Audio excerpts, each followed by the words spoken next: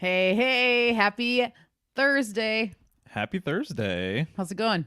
Pretty good. Nice. How's it going with you? Doing good? Nice. Yeah. We had a pretty solid day. Yeah, we did. Very productive. Might as well review it at some point.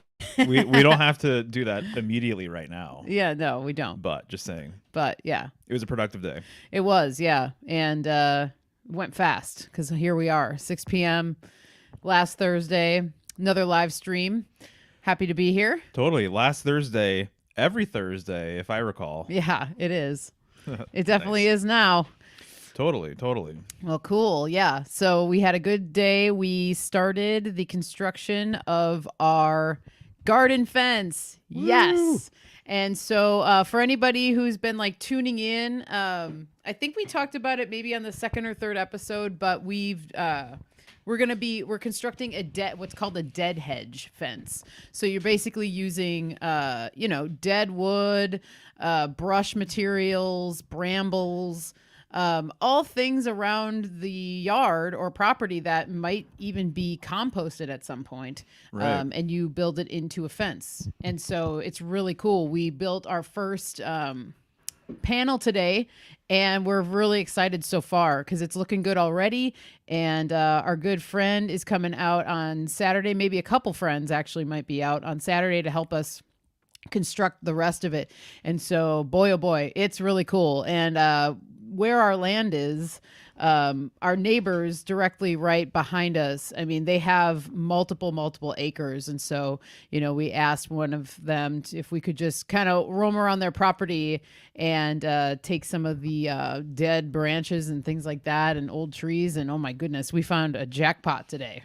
Oh, yeah, totally. So we've been going around, for weeks collecting stuff, mostly, on the way to the trailhead and things like that. But they have so much land that, we kind of knew that we'd be able to find a bounty over there. And so we did. It's been, I'll say, I mean, as are like so many things in our life, and I don't know, and I know for other people as well, but it's been a very weavy experience. It has. And so to me, because we're making this whole entire fence out of just branches and things like that are around, which there's so many, it got me thinking about wand symbolism, which is interesting because we're in Aries, which corresponds with fire and wand energy.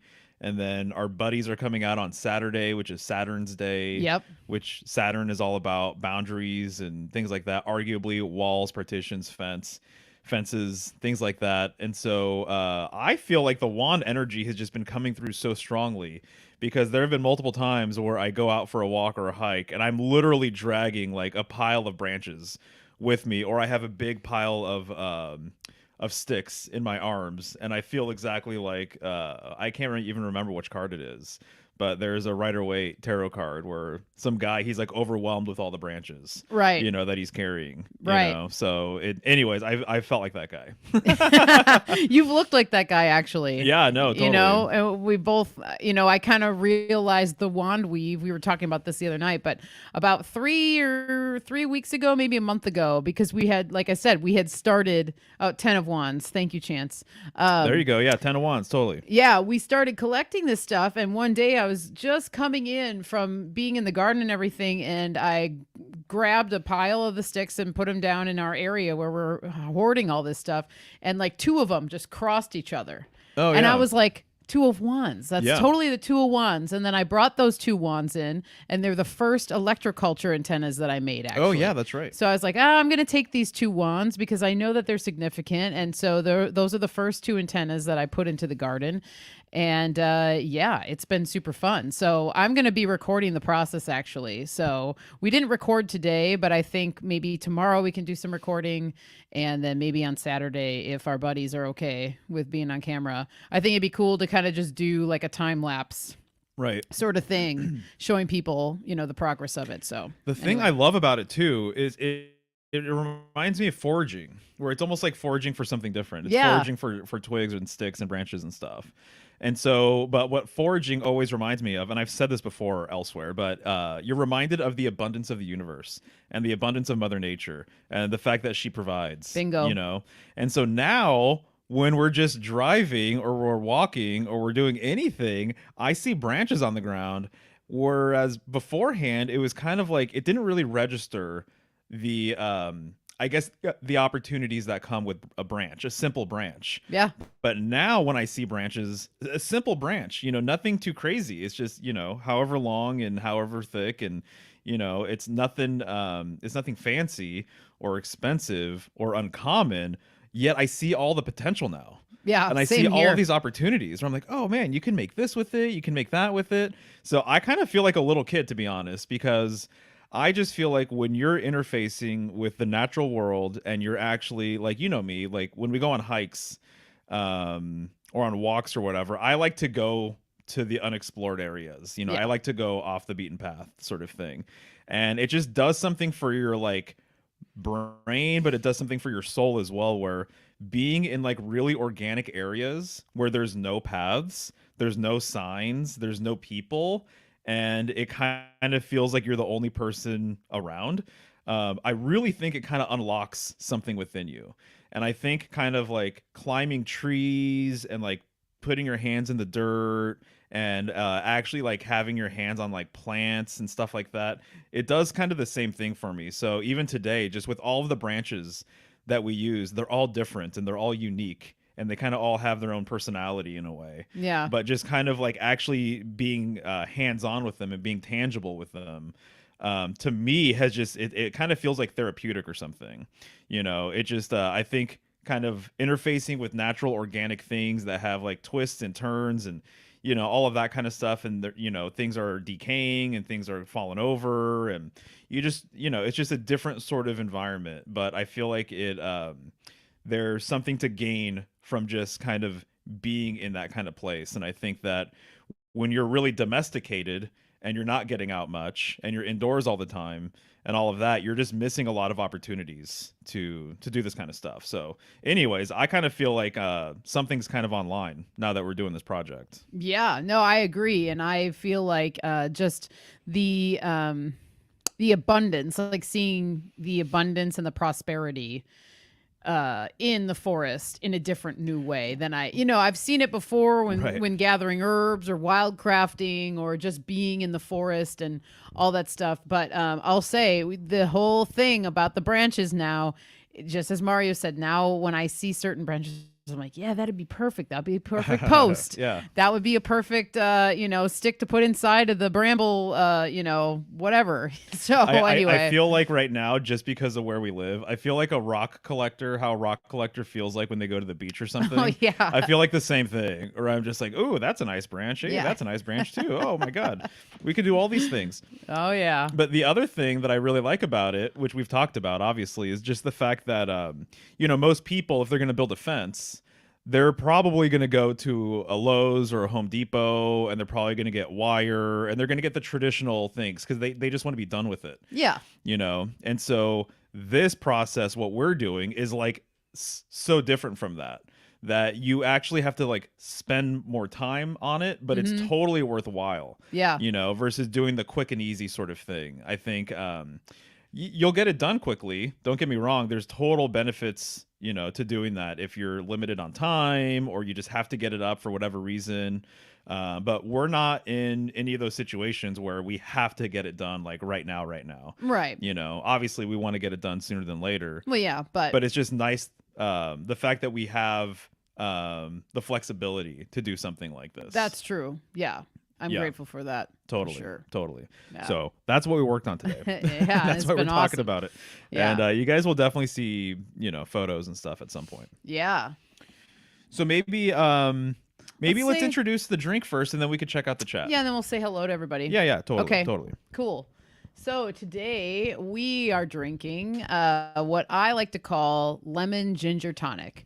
I made up this drink probably like close to a decade ago. Is it an original like recipe? It is. Really? Yeah. Wow. It's Yeah. like too good. I would think that there would be I other... mean, there's other like variations of it, I suppose, but I started making it, however many years ago. And Right. I don't know. I mean, it's not like I was the only person that's ever made this. Okay. But I started making it then for the cafe I worked at.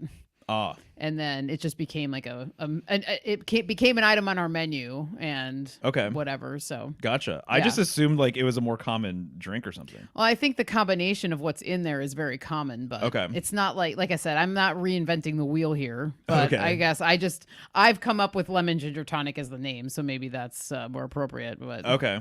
Gotcha. Gotcha. either way, Totally. so yeah. Totally. But it's very simple. It's just fresh ginger, homemade apple cider vinegar, lemon juice, and honey and water. So yeah, like I said, not reinventing the wheel here. Not like it's a proprietary, recipe is secret or something. It's not trademarked or not trademarked. Whatever. It's not copywritten or whatever. No. For a while, I actually wanted to bottle it and sell it in stores. I remember that because it's such a great drink. Well, and then anytime anyone had it, it was just like people loved it. Yeah. So and then there's like medicinal benefits. Oh yeah, definitely. You want to go over those real quick? Sure. I mean, just wonderful for digestion with the ginger in there. Very cleansing, alkalizing. The apple cider vinegar too, great for the gut biome, especially if it's homemade apple cider vinegar. You're getting even more of the mother and all the good probiotics that go along with it. I find that for me, I remember I used to drink it, like I would drink it right before I'd leave for work, and it used to just like make me sweat and get me all like amped to be working in a coffee shop, I guess. And I would get on my bike and I would ride to work. And it was just like for a while there, it was kind of like my go-to just like drink to have around all the time. So yeah, we used to drink it a lot. Yeah, we used to drink it a lot more. Yeah, so it's been a little while. Yeah, and so when we were thinking about drinks, I was like, oh, well, that's a unique one that I haven't actually really even made too much in a while. A lot of times I'll make it, if you're not feeling very good or something, because you can make it hot too. Today we decided to have it cold. Yeah, I mean, you can add all sorts of stuff to it too. I mean, you could add garlic to it. You could add cayenne pepper. You can add a tincture of echinacea to it. It's like I said, it's not like my original, like no one else has done it before. Right. But yeah, so gotcha. Anyway. Well, cheers. Thanks for making it. Yep.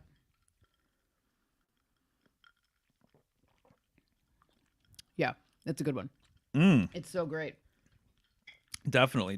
And I suggest if you making it, like make yourself like a half gallon of it, and then you can put it in a growler and keep it in the fridge, and then you can heat it up if you want to, but you don't want to heat it too high because then you kill the the beneficial right bacteria that's in there from the apple cider vinegar. I think people should make a full gallon. Yeah, they should make it. Yeah. Just kidding.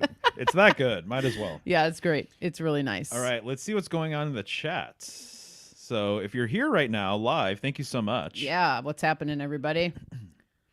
Oh, cool. So Kabir ordered the Sacred and Herbal Healing Beers book. Sweet. Yeah, that's really cool. If you end up making stuff, you should let us know how that goes. Yeah, you totally should.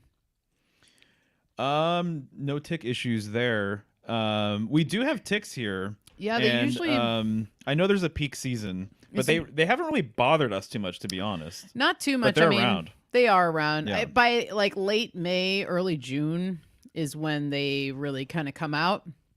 And they only typically stay around actually for about a month, maybe, which I'm grateful for.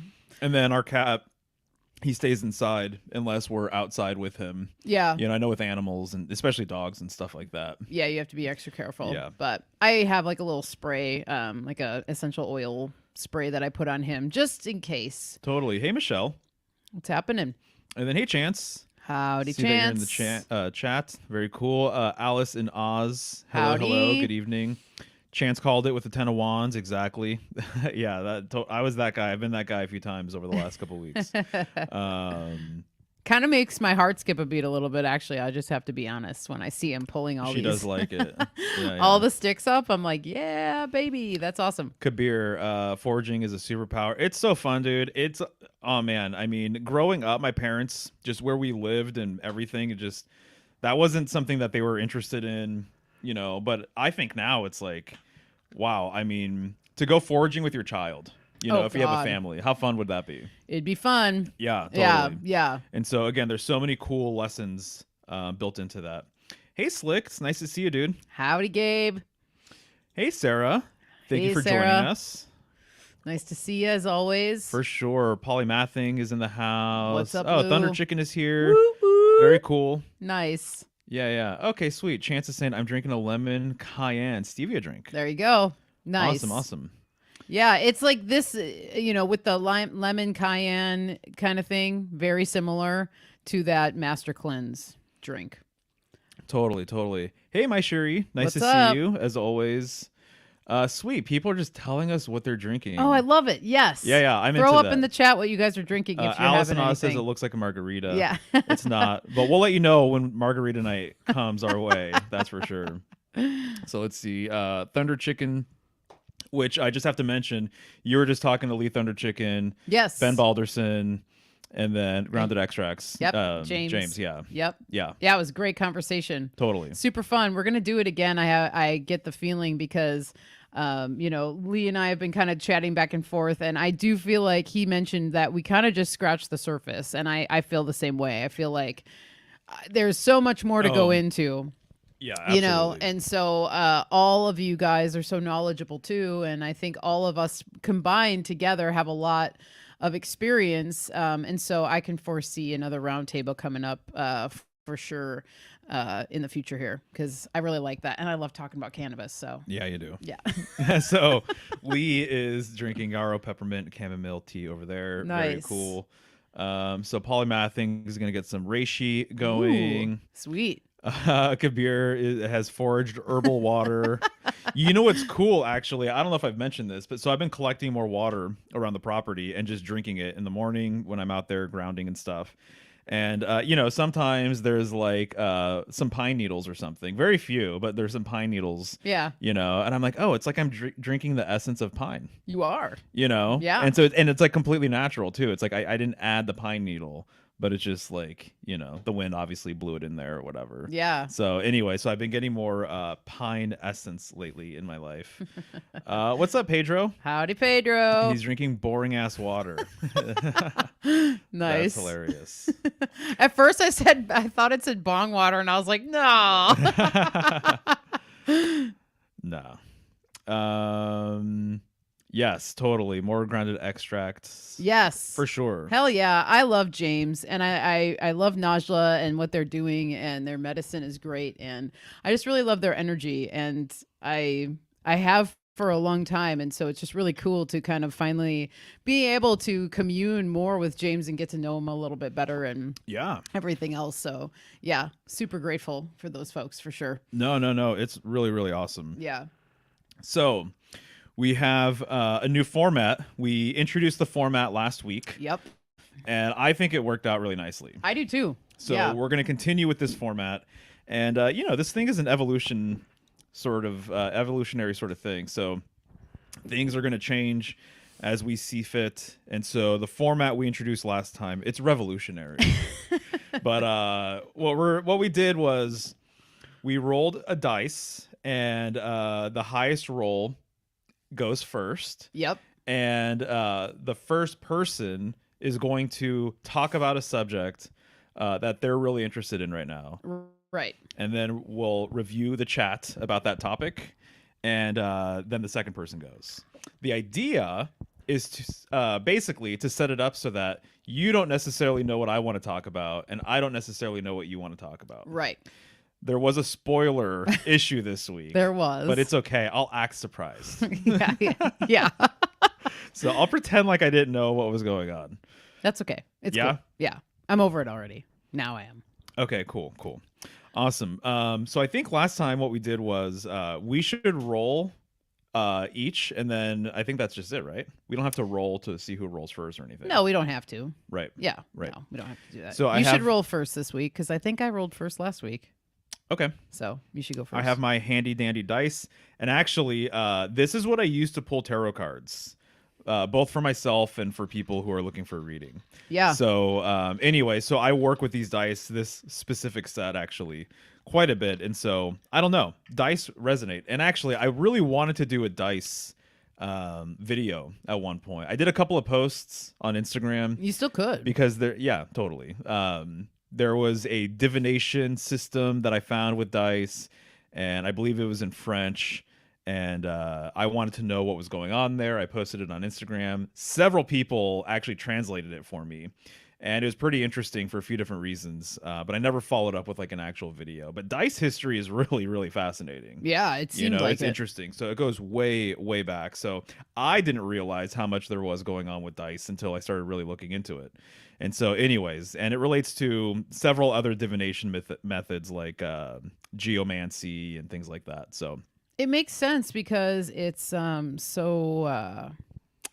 like a primitive, it's very, you can It's make a super dice basic. out of almost anything, really, if you had a piece of material like wood and you can cut it into a square, bones. That used to be like, that was one of the original dice. Oh, bones. Okay. I believe it's literally like knuckle bones, like the middle digit Oh, wow.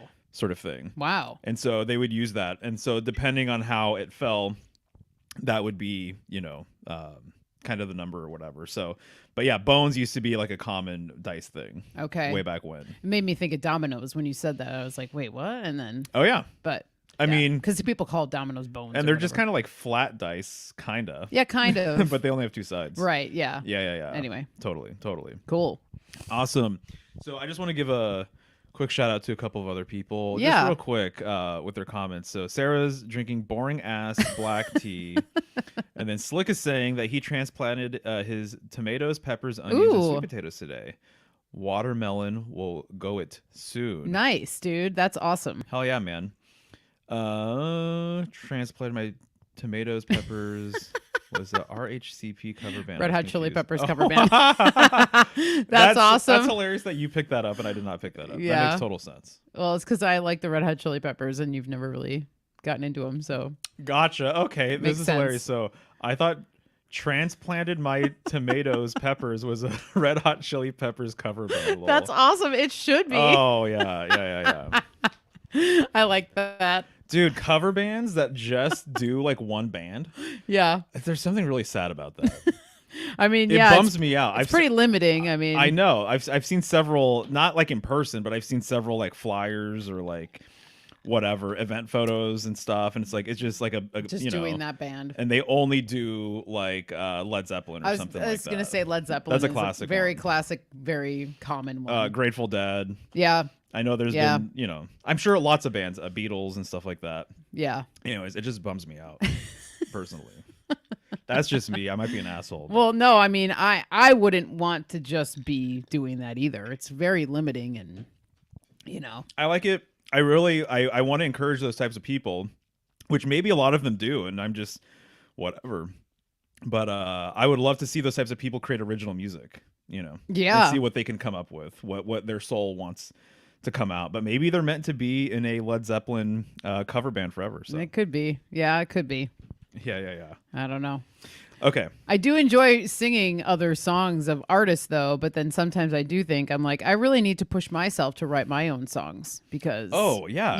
it's like, it's fun to sing songs that you know and are familiar with and what have you. But yeah, there is something special about writing your own. And yeah, it's like really meaningful. But So if these guys have a good time doing it, let them do it. let them do it. I'm Yeah. happy for them. Right. Just Yeah. may not be my thing. Yeah. All right. I'm going to roll the dice here Nice. and see what's going on. So the highest roll goes first. Okay. All right. Okay. I got a 4. 4-4. All right. I do have speaking of covers though, I mean I'll roll my dice and then I'll say my cover song. Okay. Yeah, now. I know. There's stuff in the chat I want to talk about. Nice. 2. Alrighty. That's all you. So I'm going first. All right. Well, because we're talking about songs and covers and stuff, I just have to say, if you're a fan of either Alice in Chains or Mastodon or both, like me, check out, just type into YouTube Mastodon, Alice in Chains Again. They do a cover of Alice in Chains, the song Again. Oh and yeah, that was solid. it is so effing good. It's like, wow. Did they put their own spin on it though a little they bit? put their own spin on it, but it is so good. It's like almost better than the original. And so anyway, I highly recommend people check that out if they like either of those bands. Yeah. Because when I first heard it, I was like, oh my God, this makes me like Mastodon even more because I really love the Alice in Chains. But yeah, that cover, they do a really great cover of that song. So anyway, just throwing it out there. Hell yeah, hell Yeah. yeah, right on. All right. So Polymathing agrees, and then Sarah is saying copycatting sad face, Yeah. and then King of Cups is saying it is a bummer. And then Pedro's saying, for my 21st birthday, I went to a bar charging a cover for a White Snake cover band. Yikes! I promptly went to another bar. Yeah, man, that makes total sense. Yeah, that'd be a drag on your 21st Yeah.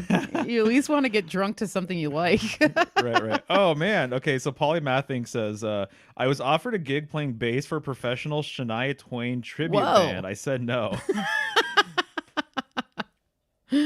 Yeah, yeah. That's funny. Nice, nice. Oh, saw Sublime with Rome. Cover early Sublime. It was bad. Left early. Yeah, Oh, dude. yeah. Oh my God. Don't get her started. Yeah, dude. Chris, I love Sublime so much. They're one of my all-time favorite bands, and I do feel like them continuing on without Bradley and then trying to do the old songs is like, no. But you know, you gotta whatever. These Right. guys probably want to keep on keeping on, so I get it. But they probably want to pay their bills. I was gonna say they need to make money, and you know all that I get stuff. it. So I get it too. Yeah, yeah. I do understand. It's just It doesn't mean you have to be a fan of it though. It totally. But I've felt the same way. I've never seen Sublime with Rome, but I've seen like videos of it, and the guy who they have, he does a decent job. But I mean, you never can replace the original, the OG, Mr. Knoll. So anyway, Sure. But yeah, Right. Awesome. Okay. So you probably guessed it just because of what I've been talking about this week.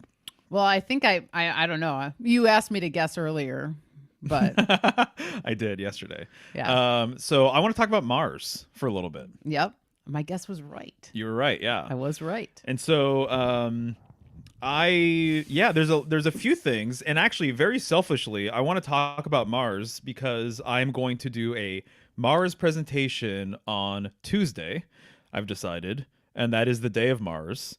And I want to bring it up and just kind of weave out a few ideas, a few things that I'm learning right now, and just kind of see what the chat has to say about some of this stuff. Okay. And see if there's any additional insights or input or whatever. Okay. But it's really funny to me whenever I dive into any of these signs. I already know, like consciously, that all of these signs are super deep, and there's a lot going on with each sign, and that there's many myths and storylines and just different like attributes and correspondences with each sign, and therefore too with each planet as well. But until you actually are really choosing to like get into it, sometimes I feel like the depth of a planet or the depth of a sign, you almost can kind of forget. At least I do personally. And so how many times have you heard me say, you know what, Aries is actually really deep. Oh man, Taurus is super deep. Oh, Yeah. Gemini is really deep too. And Cancer, oh my God, we're in Cancer season, And so I've done that so many different times, but I feel like right now, Mars is kind of hitting me in a new way that it didn't really hit me before. And I kind of feel like in terms of reverence, and I understand why, but in terms of reverence or appeal, I feel like it kind of flies under the radar a little bit. I feel like there's a lot of pop culture things associated with Mars, and that you might hear about. But I feel like for whatever reason, I tend to hear about it less than other planets and things like that. So I'm choosing to go down the Mars rabbit hole right now. And I figured I would do this too because I did my Emperor card presentation. We did Astro Herbs, right? Getting into Aries and Yep. everything else.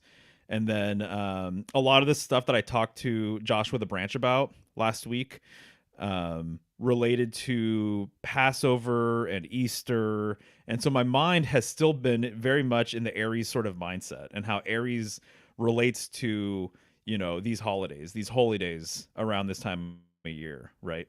And so anyways, so I figure I would just continue down this path, explore Mars a little bit. I feel like it has been a little while too since that's been sort of a thing for me. Yeah, it has. Yeah. But obviously too, my name is Mario, and so Mars and Mario, right, are very much related. So I'm gonna grab my little note sheet here because I know there's lots of random things I wanted to bring up. But I guess just to start off with, just the wordplay with Mars, and I'm kind of realizing too that like my sort of thing with breaking down words, I think it's different from I think Slick and Chance have like an amazing ability to decode words. Yeah, And they I would do. say that my strength is probably more visual, Mm-hmm. and Yeah. so I think that their etymological sort of understanding of things and how they their integration with different languages and how there's been like letter switches over time, and this means this and that, and you can flip this letter with this letter and it has this other meaning, but there's a similarity there. I'm kind of finding that my two sort of wordplay things that I lean on are words within words, Mm-hmm. and then also anagrams. Okay. So switching around, the letters and creating a new word. Right. So with Mars, it's interesting because just an anagram of Mars is rams, as an example. And so Aries corresponds with it is the ram, right? Right. It's the sign of the ram, which is ruled by Mars. So what are the odds that Mars is an anagram for rams? Right. Mars is also largely a lot about war. And I would say even beyond war. I know it's the god of war, but part of me almost wonders if it's perhaps more appropriate to call it the god of or the planet of sacrifice, or the god of sacrifice.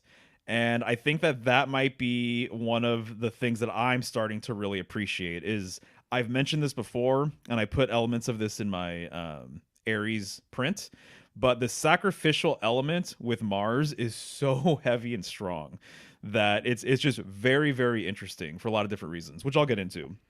But obviously, uh, Mars being the planet of war, and another anagram with Mars is arms, Oh. as in like arms, like an arms race or armor or army, right? And so there's a military war-like thing, literally with just arms, right?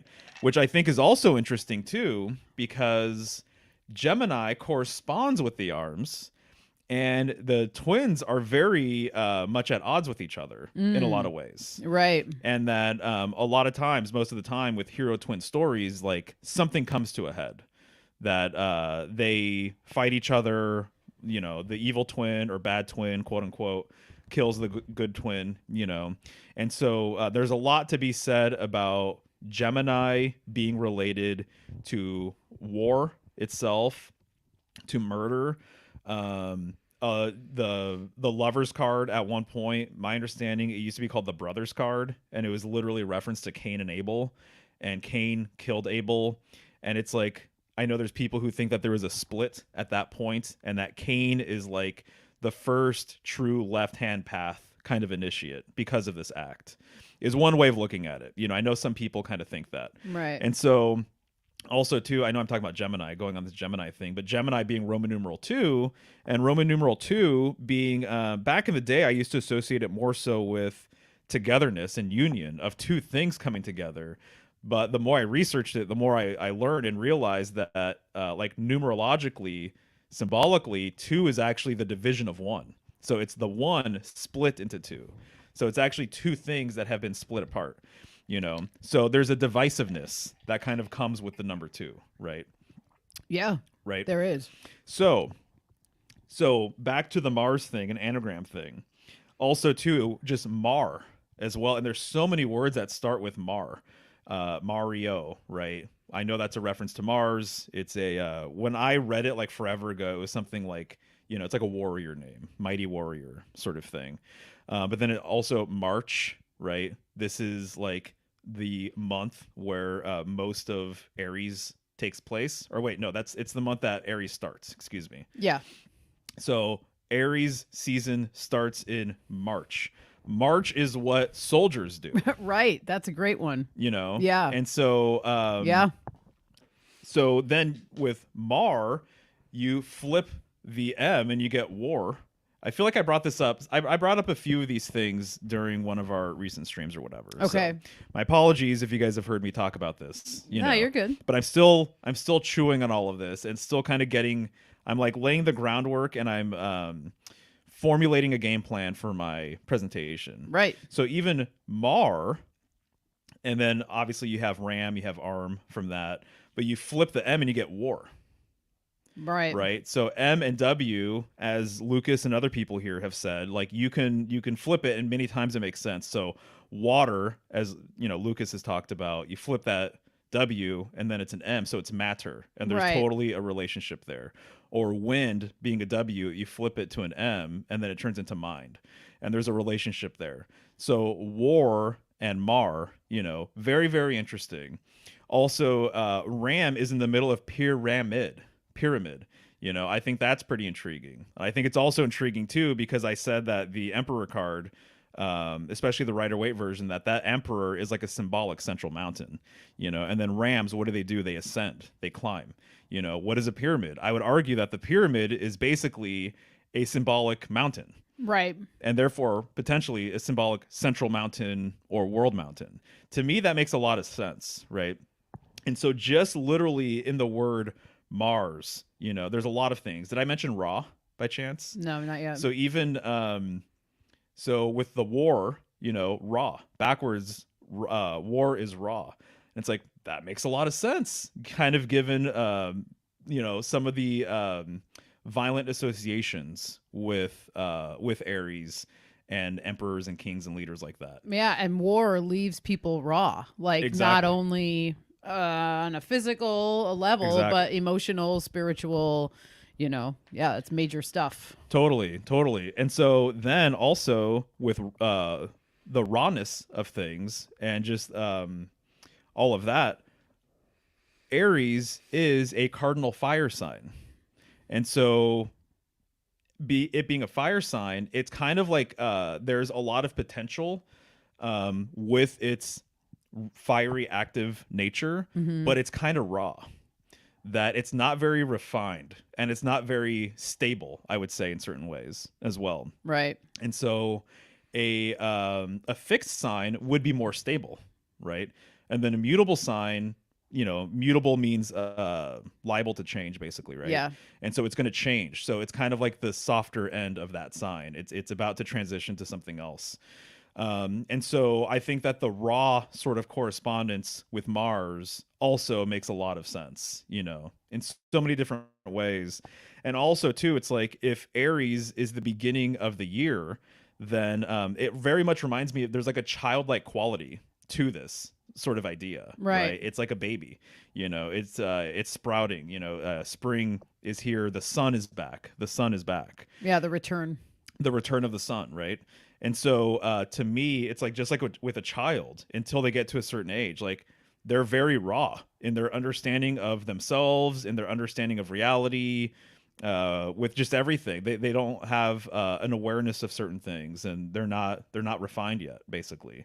And so I think the raw sort of thing actually makes a lot of sense as well, right? Yeah, it does. It makes me think of like raw meat too, Mm-hmm. right? And that's well, not all of it's red, but you know. Right. No, exactly. Exactly. Right. Totally. Yeah. And then MAR words, you know, like martial, right? Mixed Right. martial arts, right? But I'll say that one of the words that has come across my table as of late that I've been chewing on over the last couple of days is the word martyr. Oh, yeah. And this totally fits in line with Aries being related to sacrifice and this time of year being related to sacrifice. So I have to give credit to Barbara Walker for bringing up the martyr weave in her Mars entry in one of her books. And so a martyr is like, you know, they're kind of sacrificial lambs for their cause, Right. whatever their cause is or whatever Right. their religious belief is, you know, so they're a martyr.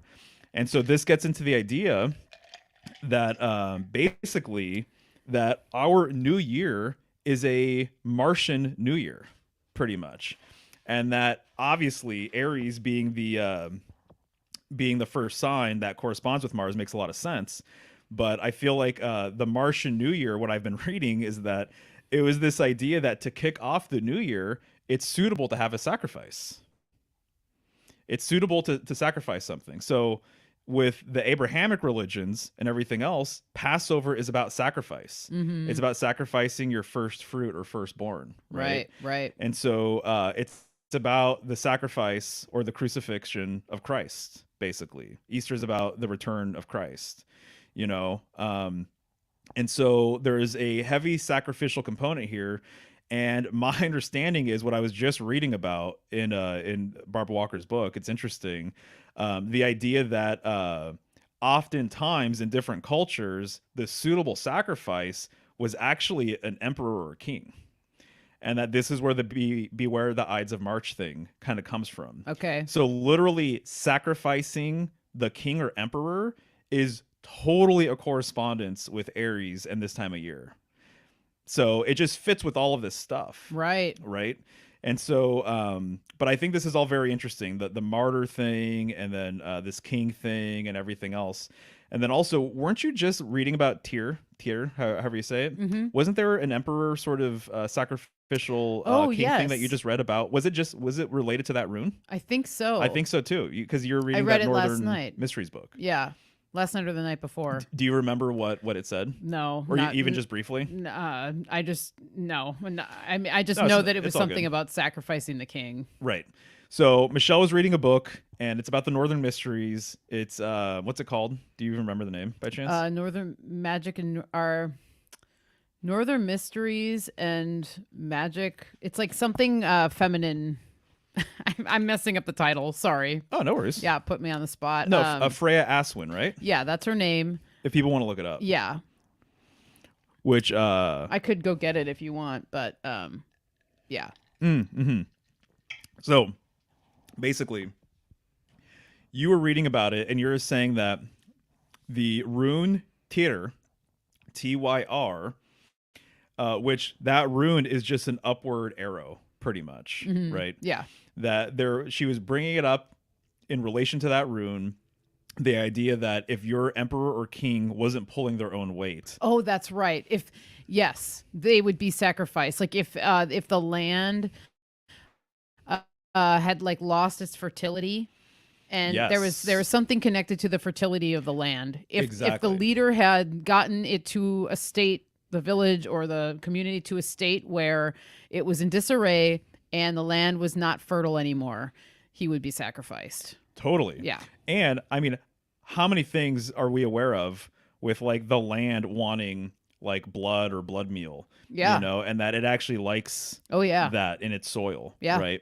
And so and also too, there's a lot of information about Mars and Martian like deities and stuff being heavily related to fertility. Like way back when. I think it's kind of not so much lost today, but I think that it's more of a older correspondence, basically. So it fits in line with that. And then it also just reminds me of the fact, right, like Virgin Mary, you know, MAR, there you go. Right. And then the horse connection with MAR, and there's a lot of other stuff going on. But so that's really interesting that this whole entire killing the king thing was a thing associated with Tyr, because that is where we get Tuesday from. So under another spelling of Tyr, which I believe it might be TIU. I could be wrong, but you know, there's several ways to spell his name, right? There's several translations, and one of the translations is where we literally get Tuesday from, because he is associated with Mars. And isn't that interesting? Because the Mars glyph literally is the circle with the arrow going to the upper right, and then the Tyr rune is literally an upward arrow. Right. Right. So to me, that's all very fascinating. And then I can't not think of the Tau cross when I think of Tyr, and then the whole sacrificing tradition with the Tyr or the Tau cross.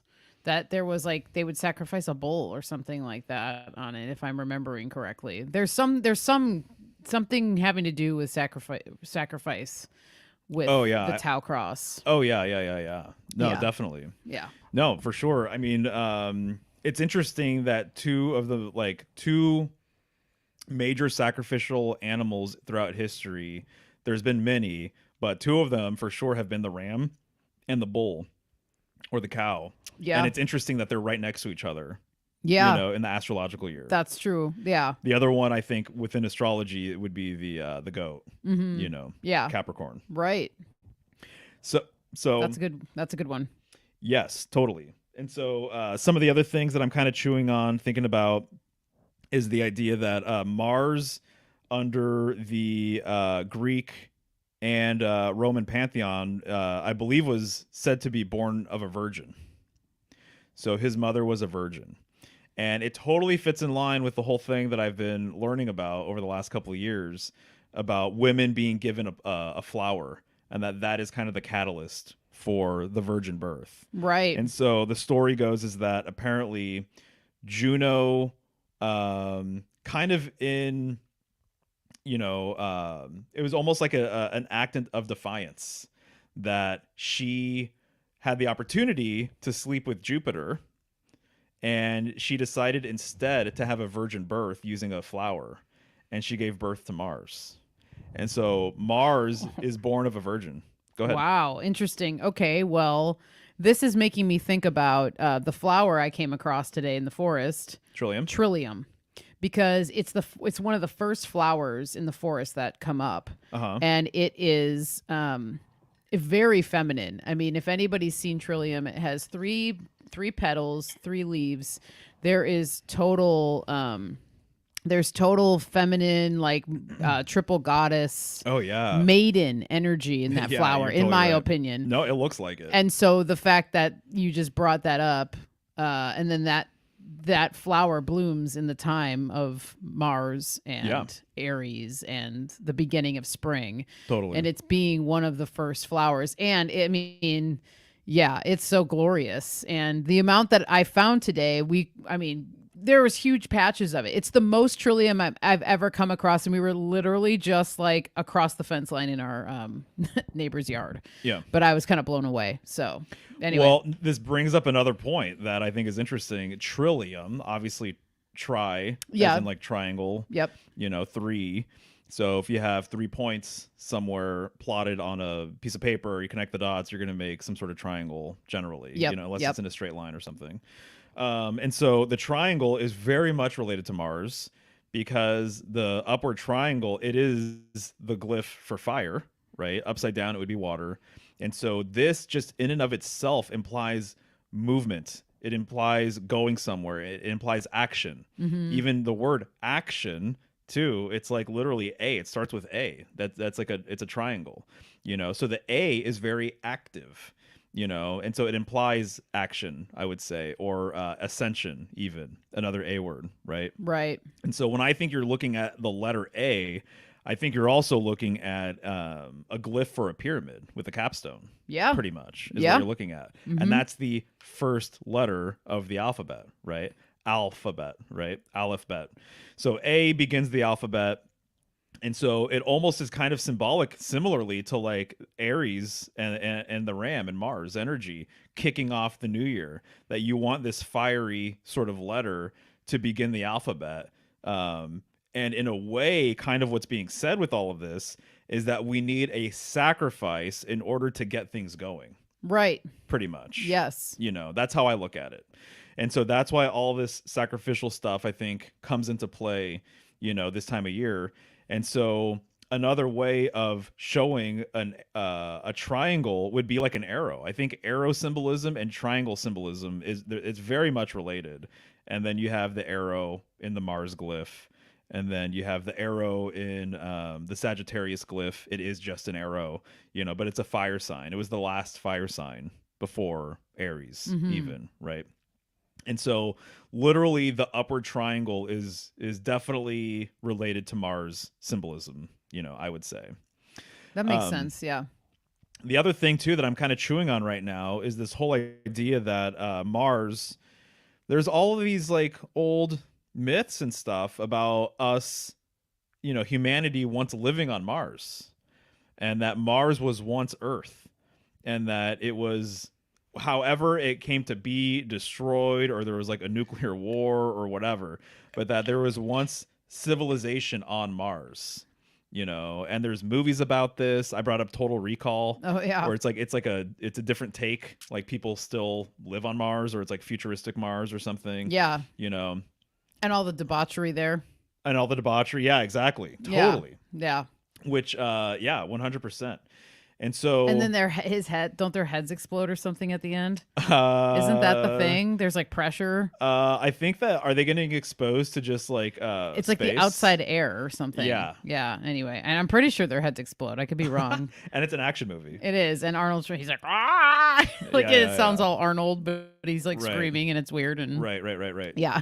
Totally, totally. Anyway, So yeah, no. So this has been a thing about Mars is that oh well, there's still buildings there, or there's temples there, or there's pyramids there, or there's faces on Mars. You know, that's been a thing that's been said.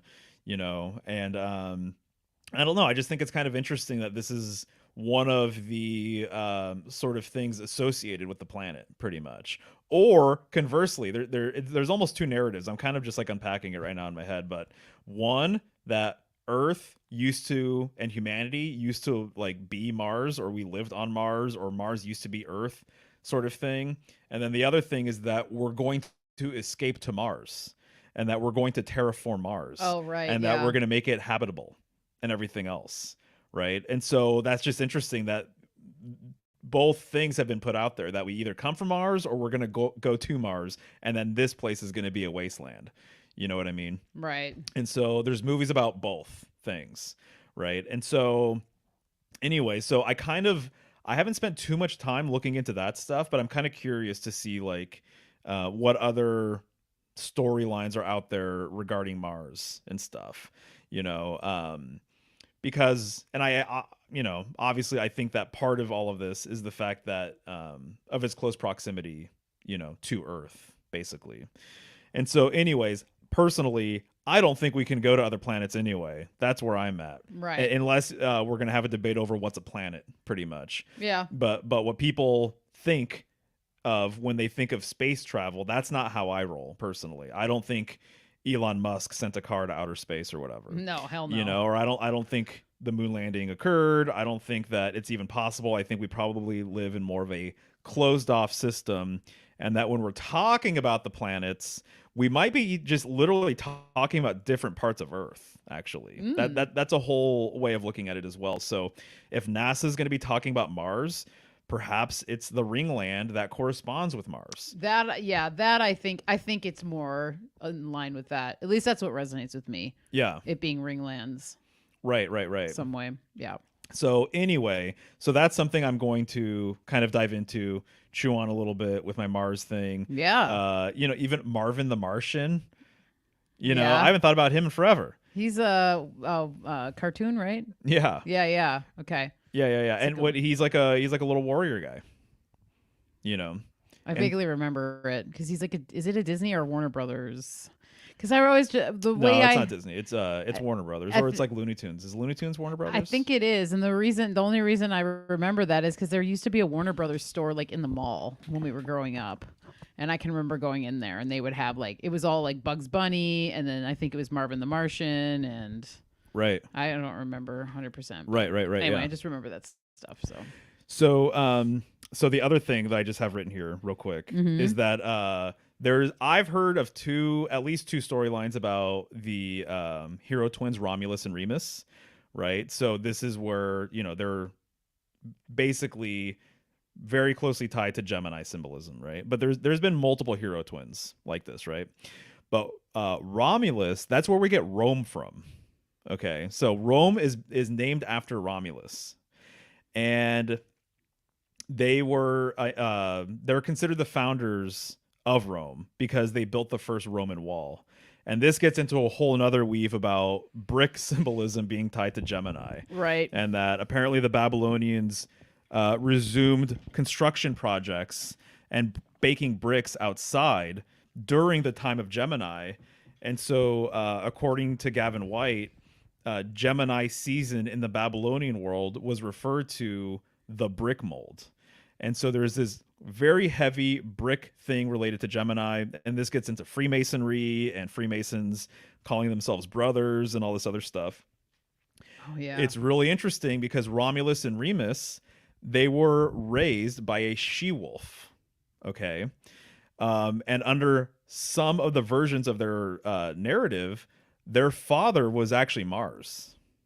So Mars is the father to Romulus and Remus. the hero twins, the Gemini twins of Rome, they were raised by a she wolf. And Mars, sometimes, one of the things I really like, which I would love to talk about this more and get into several sets of these illustrations, but it wasn't uncommon back in the day to show planets as chariots.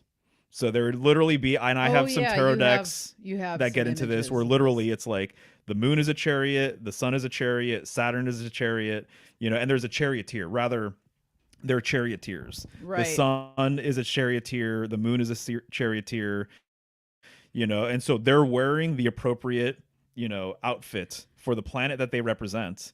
And the thing I love about it is that they each generally have a different animal pulling the actual chariot. And so most of the time, Mars is being pulled by a horse, which I think makes a lot of sense. There's lots of fiery symbolism with the horse. The horse is so powerful, though, and there's so many things going on with the horse that there's lunar symbolism with the horse, there's solar symbolism with the horse, there's polar symbolism with the horse. There's like almost anything. It's almost like a serpent or something, where like there's certain animals that really are so potent symbolically that they mean like a lot of things. The horse is kind of one of them. So arguably though, there is a very strong fiery sort of connection with the horse, but there's also, watery stuff with the horse and all of that as well. But it's not uncommon to see Mars, the charioteer, being pulled by dogs. Mm. And Romulus and Remus, the children of Mars, were raised by a she-wolf. Okay, I remember this. And Yeah. so I think that's kind of an interesting sort of connection.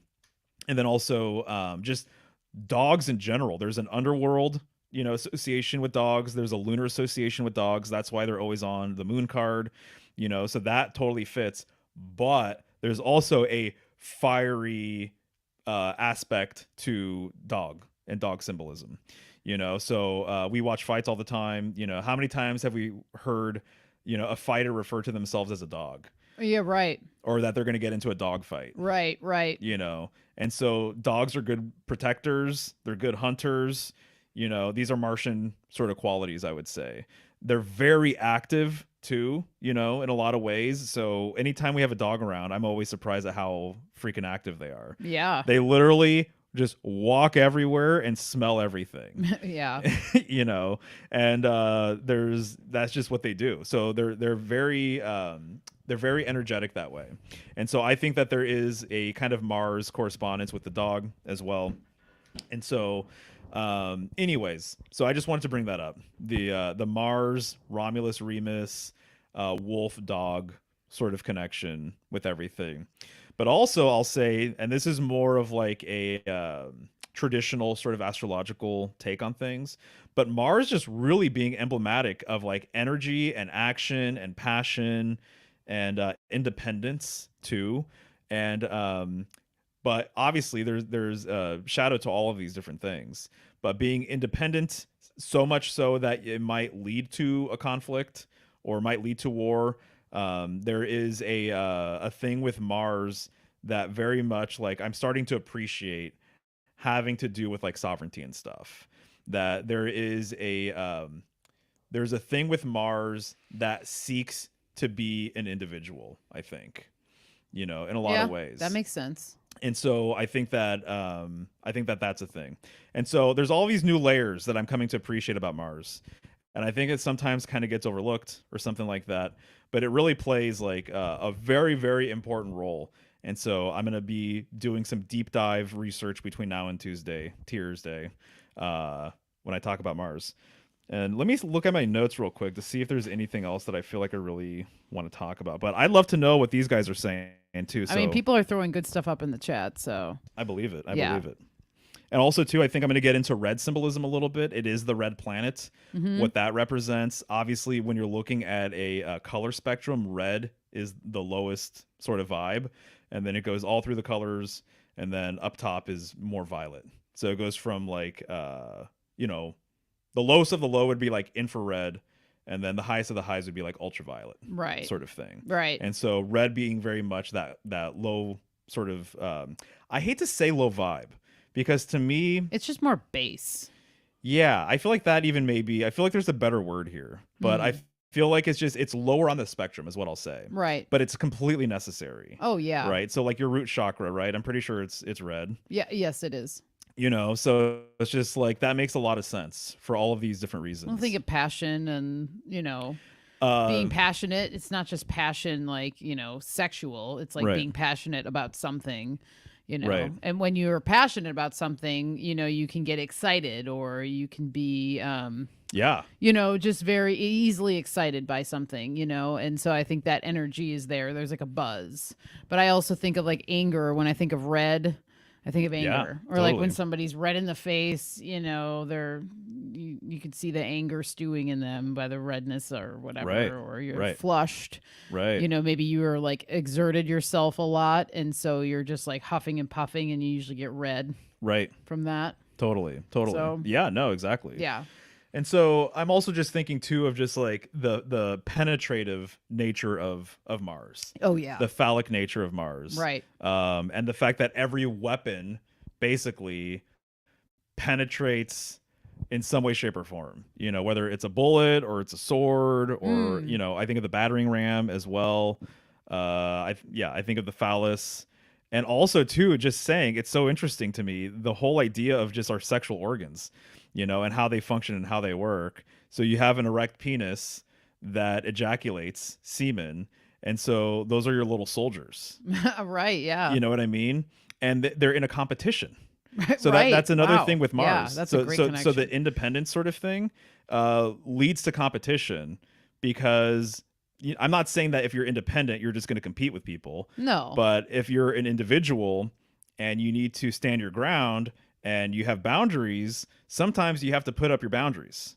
And sometimes that might mean being, physical with somebody or whatever. That's Right. just the nature of reality. It's just the nature of the world. Ask any animal, about boundaries and fighting and all of that. We're Right. given tools to fight, I would say.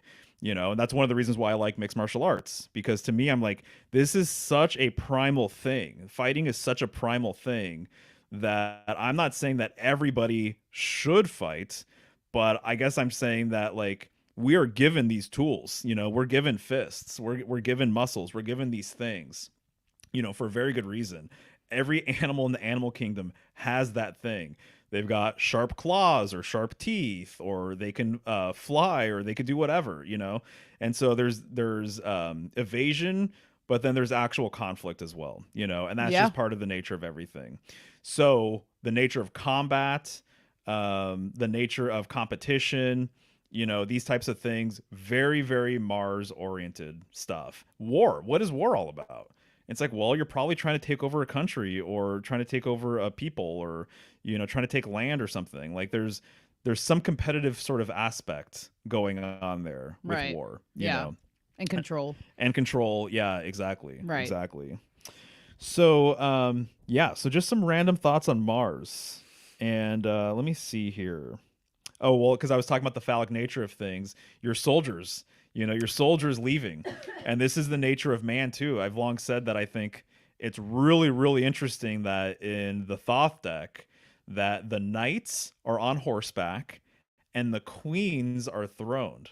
The queens in the court card system, they're the only figure that's actually throned. And I think that's beautiful. I think that makes so much sense, because it's what it's speaking to, in my opinion, is just the nature of man, the traditional nature of man, and the traditional nature of woman, where man goes out and conquers or brings home the bacon. Woman is domestic. She takes care of the children. She takes care of the homestead or whatever. And she receives, and the And man she receives. and the man projects. And the man projects. Right. So all of that sort of stuff, I mean, it's just right there for Mars, pretty much. Yeah. It's It just really is. it's all right there with Aries and Mars and all of that. So I feel inspired to just continue going down this path, and obviously just talk about it on Tuesday. Right. And just with all of the twigs that we've been gathering, all of the magic wands we've been gathering and stuff, Yeah. which Totally. can catch on fire. Oh yeah. Oh yeah. And then the Gemini twins, there's a fiery aspect to the Gemini twins for sure. Yeah. And so I've said this before on other streams or whatever, but my understanding is that it's either Aztec or Mayan, but their view of Gemini isn't of two people. It's not twins. It's literally two fire sticks. as in two fire sticks that you rub together. Okay, Nothies. Yeah, exactly. Yeah. Yeah. Totally, Yeah. totally. So you rub together to create fire, you know. So I'll say that that's also a thing with Mars, is I would say that there's a friction sort of associated with it. Yeah. You know, there's a heat to it, you know. So anyway, um I think that's pretty good. I mean, I have other stuff that I'm going to bring up on Tuesday, but those are some of the things that I just wanted to get into. Nice. Yeah. That's a good weave. Totally. But I'm really curious to see what the chat has to say, because I'm going to take notes, because I know there's some really, really sharp people here that I respect quite a bit. And they probably had juicy things to say about Mars, or at least I hope they did. Yeah, I'm sure they did. Okay, cool. So, oh my gosh. Wow. Yeah, see, you fired him up. Got him Marsed up. Yeah, right. So, marvelous marvels. Yeah, exactly. I thought of that too. Marvel, you know, Mar right there. Absolutely. So yes, polymath thing, Northern Mysteries and Magic, Runes and Feminine Powers. Thank you. How could you not remember that? I have had a hard time remembering that. You need more alpha brain, babe. That's my opinion. Oh my God, that's Alex Jones, right? Are we all out? We're out of it. Yeah, It's either, I can't remember. It's either Alex Jones or freaking Rogan. it's probably both of them. They probably both sell alpha brain. Yeah. Totally. I don't want that. Ooh, nice. See, I'm screenshotting stuff because I'm in the future. I don't have to write notes. I just screenshot stuff now. Oh, okay. Royal Arch Masonry Ram. Oh, I also thought of Ramtha as well. Oh, that's a good one. We could do a whole weave on that one. Yeah, totally. So whoa, once you start Ramtha. looking for the Ram thing, it's in so many different places. We should talk about Ramtha one time. The cult. Well, yeah, she was in Yelm, Washington. Tyrants Tuesday, polymathing says. Nice. Ah, yeah. So Juno and Mars is sounding like the same mythos as Sophia and her son. Yeah, exactly. I thought the same thing, dude. And he corrected it here. Juno and Mars. Right. Yeah, totally. Another thing I'll say, in one of the books I was reading, that Mars is often confused with Jupiter. Okay. That there's a correspondence between Mars and Jupiter, and that like Mars is almost like a I don't know if it's like a substitute sort of thing, or it's like a lesser than sort of thing, but I could totally see that. It makes so much sense because Jupiter, king of the planets, you know, the glyph looks like number 4. I think about the Emperor card, which is ruled by Aries and Mars and everything else. So yeah. There's something about Zeus, Jupiter, the king of planets, and Mars that's kind of fascinating, and that some cultures I think have made them closer than not, actually. Okay. Well, and then there's like a warm, expansive energy about exactly, Jupiter, exactly. and so fiery. Yeah, fiery. Sometimes a lot of like the herbs or mushrooms that are related to Jupiter have warming qualities. Sometimes they're also associated with the sun. Totally. Yeah, exactly. So anyway. So Elsie King here says Lamb equals 361 in English gematria, which is the monad, the world symbol. Jesus and Hermes are the ram bearers. Yeah, exactly. Like Atlas are the pillar that holds the sky. Totally. And you've brought up the sacrificial nature of the monad and lamb as well, which is totally on point.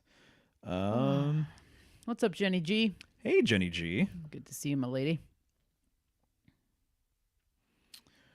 So let's see what else here.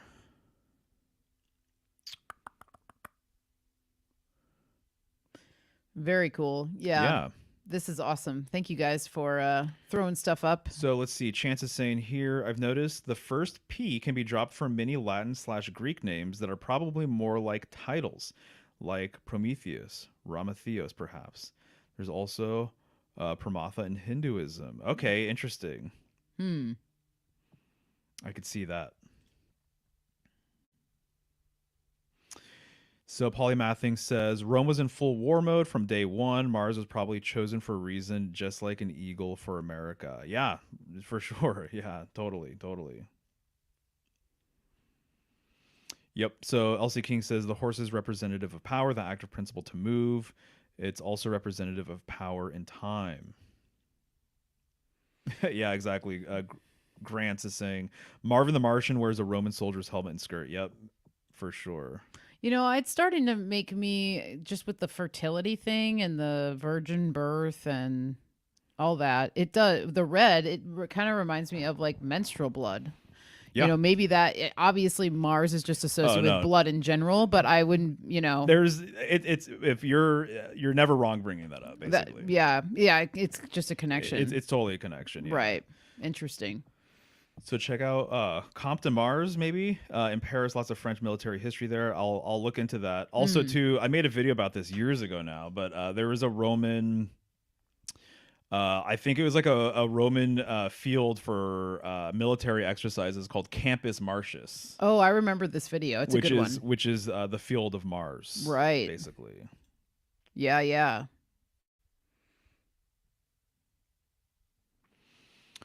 So LC King saying red is related to the heart, which is the stag, who is Hermes, the world tree represented via wordplay as the stag. Stag is pillar. Gotcha, gotcha. Let's see here. What else? What else? Mar-a-Lagos, yeah. Yeah, this is true too. War is usually depicted between red and blue, positive and negative. The logos is the door that polarity comes from the central neutral position. Yeah, I think that's interesting too. The red and blue sort of dynamic there. Yeah, totally. Mardi Gras is a fertility festival, and Mardi is that just means Tuesday. Ah. So it means Fat Fat Tuesday. So in a lot of languages, Tuesday is like an MAR word, or in some languages, Tuesday is an MAR word. Okay. So Mardi Gras. Interesting. Yeah. So red, Roth, which also means wheel chariot. The zodiac is the Mazaloth, garland of crowns. Yeah, totally. Rothschild, Rothschild, red shield, right? That was my understanding a while back. Cool. Hey there, Raising Star Seedlings. Hi, listening in while putting my baby to sleep, and love that I hopped in while you're talking astrology. Nice. Yeah, totally. Welcome, welcome. Yes, indeed. I'm glad you showed up that one time, by the way. I know it was like a few weeks ago or whatever, but I know you appreciated the stream, so it's nice to see you back. Oh, interesting. Liam is saying Mars was in Gemini tonight when I looked at break time. That's okay. cool. Nice. Cool. Right on. Well, that's my weave that I wanted to get through. Nice. That's a good one. So thank you guys for the, I don't know, just for the insights. Yeah, as always. Awesome. Well, cool. So I guess we're on to the next topic. Yes, the next topic. So I decided I'm going to talk about hair, as well as we've kind of brought it up before, but the Vril Society. So, and not only talking about hair and the significance of it, the power of it, but also the concept and the practice of cutting your hair with the moon, which I've been following for a handful of years now, and have noticed differences depending on when I choose to cut my hair. And so I want to talk about that as well. And just kind of like what hair kind of means and what it signifies, I guess. And not only for women, but for men too. Because when I think of... Do I get to have an opinion about any of this stuff, by the way? Yes, you do. Okay, right on. Nice. And so, I mean, one of the things that a lot of people kind of will talk about or you hear talked about is that your hair is kind of acts as an antenna, right? For picking up more on like psychic energies or communication, being able to communicate better with the other side, perhaps. There's long histories of many, women growing their hair out super, super long, pat down to their knees and stuff. And some of these photos are really cool to see. It's actually very stunning sometimes when you look at some of these images, because it's almost hard to believe that they're able to actually grow their hair that long. So but anyway, so it's always been kind of a goal of mine. I mean, I've been like continuously growing my hair out. I still cut it, but I've been having long hair for the past handful of years, and I've always had long hair as a young girl. And then I went through my phases in high school where I wanted to look like Gwen Stefani or like someone, and I would like cut it really short and dye it blue or some crap like that. But over the years have just, really loved having long hair and feels kind of like part of my essence. And yeah. And so I always think about it too, like for men, not only can men have long hair on their heads, but it's like their wizards have long beards for a reason, right? It's like that long beard signifies that same thing that a woman could have or a man can have with a long head of hair, that the aspect of an antenna. Right. And so I do have some notes here, but like for people who aren't familiar with the Vril Society, and if you're into this sort of weave, I guess, I highly recommend looking into it. It's kind of hard to find stuff online. You have to kind of search through forums and things like that to find stuff. But the Vril Society was basically a society formed by a woman named Maria Ostrich. Ostrich, I think. Ostrich. She's German. She was a medium, and she was the leader of the Vril Society. And so the ladies in the Vril believed that their hair, they would grow it out super long, which was out of style in the time. In the time when they were doing this was kind of like 1920s-ish. The style was more short. Lots of ladies had short hair, so they were kind of going against the grain with that. But they grew out their hair, believing that it acted as antennas, giving them a leg up and being able to communicate with beings outside of this realm. They claimed they were basically tapping into the beings who lived on the star or in the star system of Aldebaran, which is in the Taurus constellation, and it is the eye of the bull. So when you're able to find it in the sky, actually, it really does stand out. It's brilliant. It's huge too. It's huge. It's more orangey red. You can really tell. It's like when you're looking at the Taurus constellation, there's a V in it. You can actually spot it really well, which we've talked about for years. But the V, in the Taurus constellation, and then being kind of connected to Vril, it relates to all of and hair, I would say, and hair. There's interesting things about all this stuff because there's also that connection to Venus with Taurus, and there's the beauty and the lushness and the fertility of Venus, and I think that energy kind of pulls through, and so the Vril.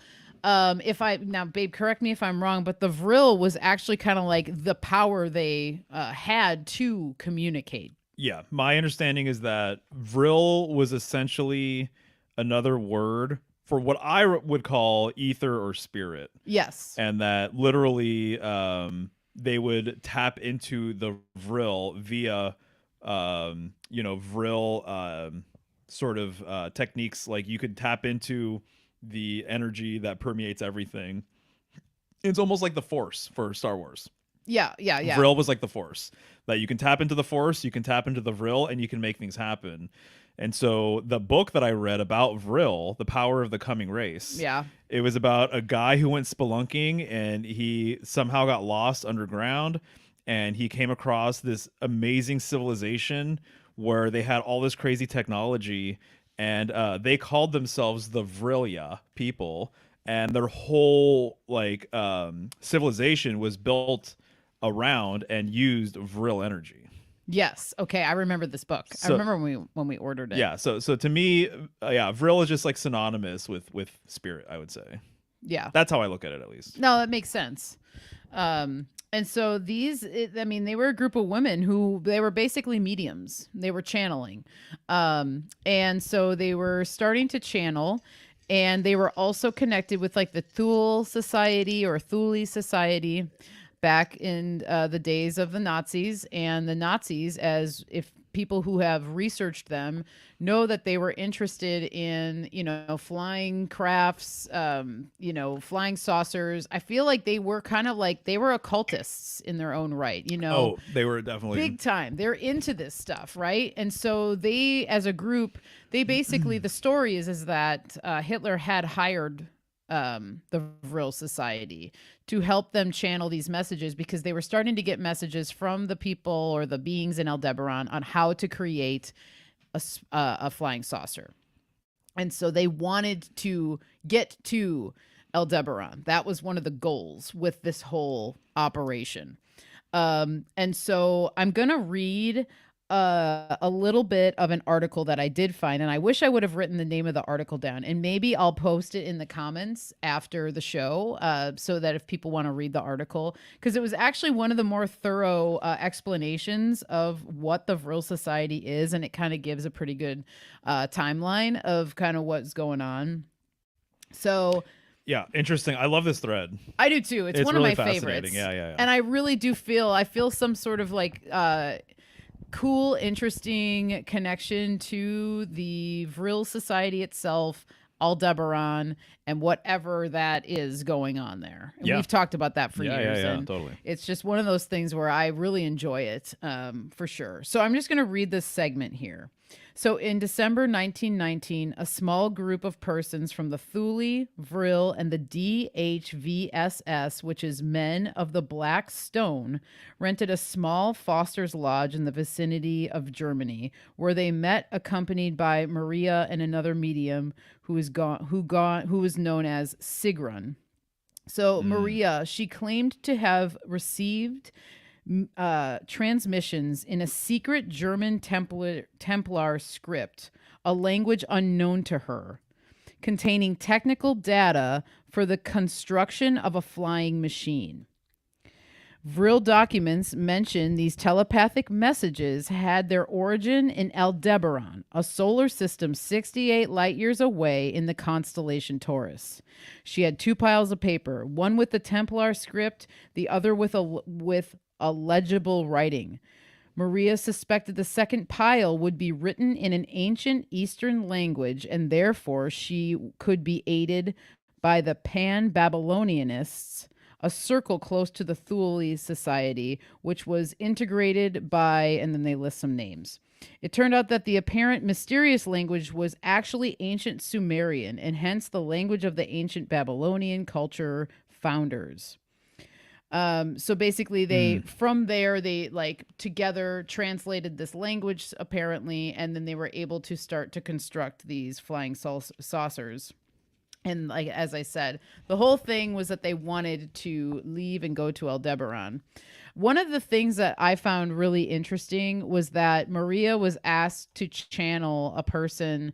His name was Eckhart, and he, I'm not sure exactly who he was, but somebody in this circle wanted to contact him. So Maria was asked to channel him, and a voice came through and said that basically a weird voice then identified itself as the Sumi, dwellers of a distant world, which orbits the star Aldebaran in the constellation you call Taurus the Bull.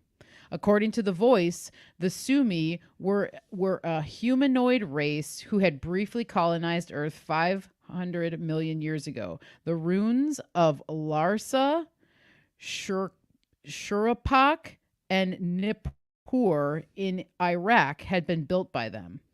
Those of them who survived the Great Flood, the deluge of Noah's Ark, had become the ancestors of the Aryan race.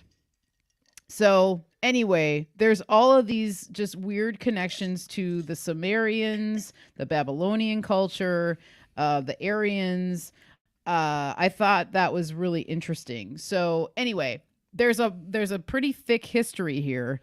And so in December 43, they actually did start the Aldebaran project. At least it's said that they did. Sorry, and what year? 43. 1943? 1943. Okay.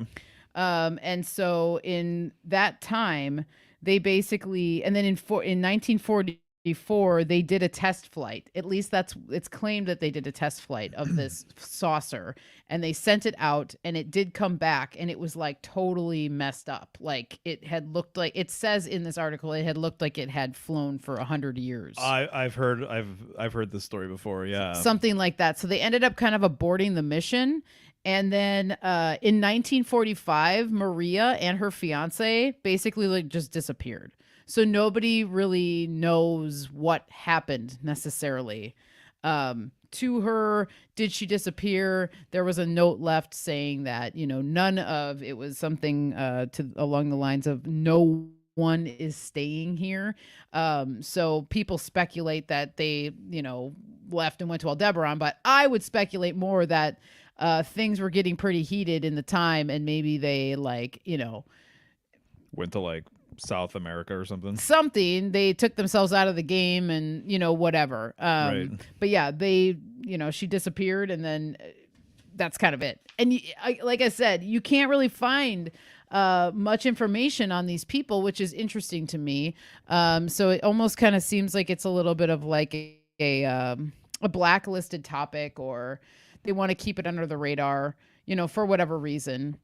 You know, and so I wanted to start that off with the hair weave. Yeah. Because the vril can't be talked about without talking about their hair, you know, being used as antennas. And one of the things I learned too is apparently they used to do something called the horsetail style back then. That's how the vril would tie their hair back. Mm-hmm. But they would do that in public apparently, and that was something that was something else that was actually really not very popular, like at all, for the time. So they kind of were just like going against the grain, basically, is what's going on with all this stuff. I don't know if you remember, but in my Taurus print, I actually have the woman's hair turning into a Taurus field. Oh yes, totally. It's for that reason. Yeah, it's because of this whole entire sort of storyline or whatever. Which to me, honestly, this is one of those things where I maybe that's too long to post actually, but just do a tiny URL or whatever. Yeah, totally. Yeah, because you guys, if you haven't seen his Taurus print, it's beautiful. I mean, I'm biased because I like most all things he creates, but it is something special and it's a really nice print. Yeah. So it's the first link, or it's the first image in that link that I just posted. There you go. Or whatever. But yeah, no, I mean, the way I just feel about all this stuff is regardless, it's almost like a pulp story for me. It's almost kind of like a comic book or something. Yeah. Where I'm like interested, even though I don't think you can go to outer space and stuff like that. I'm like still interested in this storyline. I am too. For a few different reasons. And I think it's fascinating with all of the recent things that I've been learning about, you know, Nazi occultism and whatnot. And so, yeah, there's potent information here, I would say, regardless of, I don't know. I don't need to be completely like invested in the like accuracy of some of this stuff for some reason. I feel like there's something to gain for me personally. There's something to gain from it, even outside of my scrutiny of some of the details and stuff. I feel like there's something to chew on, or there's something that we're still trying to unpack about it or whatever. Even though it's been a while since I've looked into some of this stuff. Yeah. I still think it's very intriguing. No, I think so too. And one of the things I love about it is the mediumship side of it. Like these women, regardless of what they were channeling or if it really was beings from Aldebaran, which, you know, it very well could be, you know, just the fact that they were able to get these messages and then they were actually getting real construction instructions that when used in the real world with materials brought into the physical actually worked. And so regardless if it was coming from Aldebaran or wherever they were channeling it from, they were channeling things in the real time that were actually coming to fruition. Oh, well, that's a really good point actually, because what were they really channeling? Exactly. And when you're channeling things, you don't know if what you're being told is the truth. Right. That's the whole entire thing with this stuff, is that You don't know if you're being played. You don't know if you're talking to a demon. Yep. You don't know if you're talking to something else. And you think you're talking to grandma, or you think you're talking to your ancestors from Aldebaran. Right. Just real quick, because Benna just asked, what is Aldebaran? Mm-hmm. And so Aldebaran is a large star in Taurus, in the Taurus constellation. And some people call it Aldebaran. And it's one of the 4 royal stars. And it's huge and it's massive. And the Vril people believe that their ancestry came from this star, or somewhere near this star system, I guess. And that's what we're talking about. Yes, basically. totally. And so there's 2 eyes in Taurus. There's Aldebaran, and then there's also what's it called? Ayin, Ayin. So that means eye, by the way, Okay. in Hebrew. And so there's a letter that's ayin, and it means eye, and it corresponds with the devil card. And I think that's kind of interesting for a few reasons. But anyway, so there's 2 eyes in the Taurus constellation, and this is just one of them. It's the bigger, more prominent one. Yeah. Yeah. Very cool. Yeah, and so the hair connection, one of the reasons I wanted to bring it up was that hair, it's kind of it's a really significant thing for a lot of people. And I think people identify with their hair. I think that there's all sorts of emotional stuff tied to hair. You can use hair as an offering. People will use hair in all sorts of ways, right?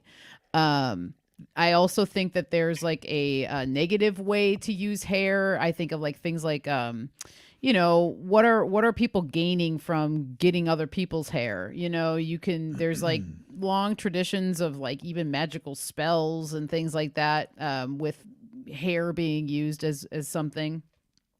But one of the things for me, and one of the reasons I wanted to talk about this, and it's an interesting weave because I still identify with my hair, I would say, but I feel like there's pressure for people to like style their hair in certain ways and use like product, right? Like hairspray and gel and mousse and all this stuff. And as a younger person, I was brought up thinking that like that's just normal. Like you should have, you should wear your hair with hairspray and put in all this stuff in it and whatever. And kind of come to find out it's like really not that good for your hair. And for me, and Mario can attest to this, but like I used to like really like scrunch my hair and put a lot of like gel and mousse in it and hairspray. And from a young age, now my mom used to perm my hair when I was super young, right? Maybe like, I don't know how old I was, but and it was always like a fun ritual. It was like, oh, grandma comes over, mom gets a perm, grandma gets a perm. She started perming my hair. And, bless her, because she was just trying to like bring in sort of like what that's like a feminine thing to do. Oh, it's a feminine thing to go to the beauty salon and sit there and have your hair done and all that stuff. And who doesn't love that? It's like you're being pampered. And I'm not saying you shouldn't. And if you like that, do it by all means, whatever. But I think about that and like I wonder how much it affected my hair, because then I was programmed to think I had curly hair. And in hindsight, it's like I don't really have curly hair. I have like a natural wave to my hair when it's wet and after I get out of the shower or whatever.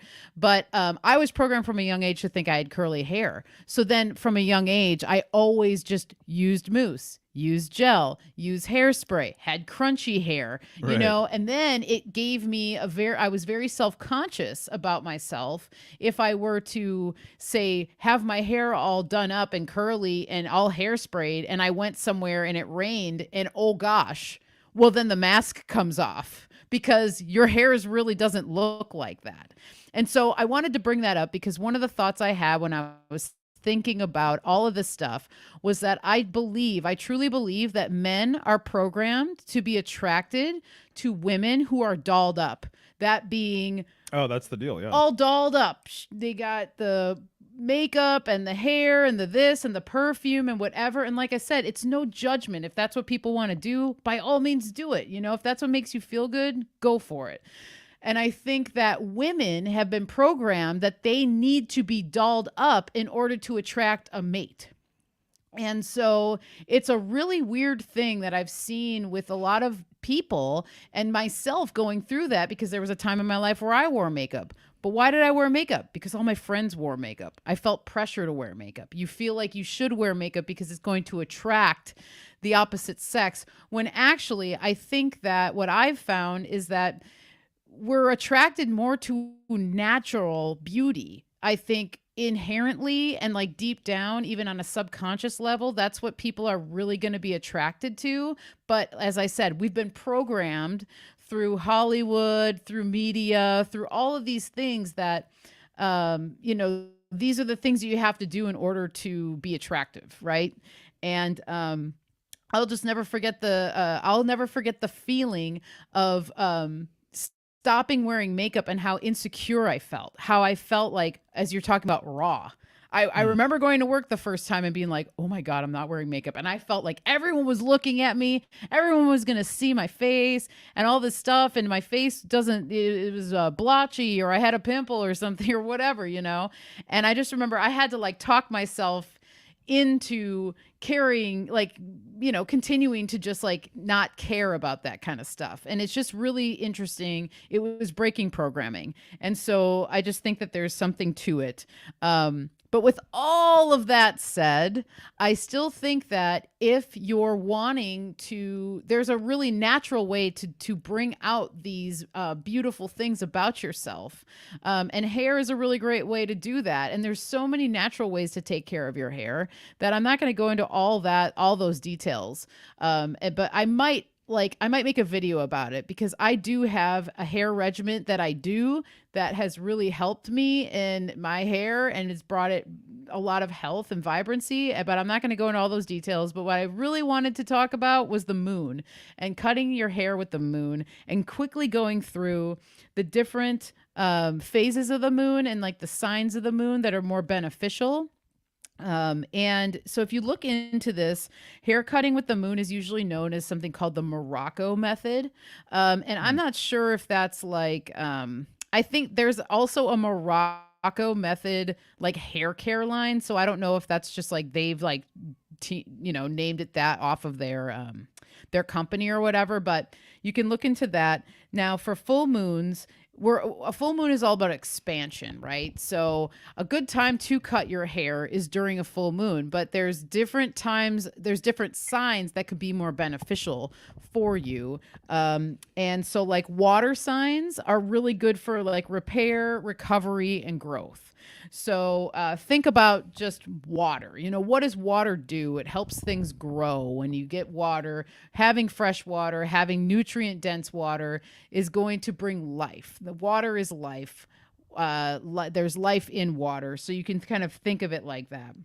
Now, fire signs are actually better for like removing hair. So if you're a person that waxes or you're shaving or what have you, because fire is drier, right? So like you're going to want to do things when you're removing something. A fire sign might be more beneficial for that.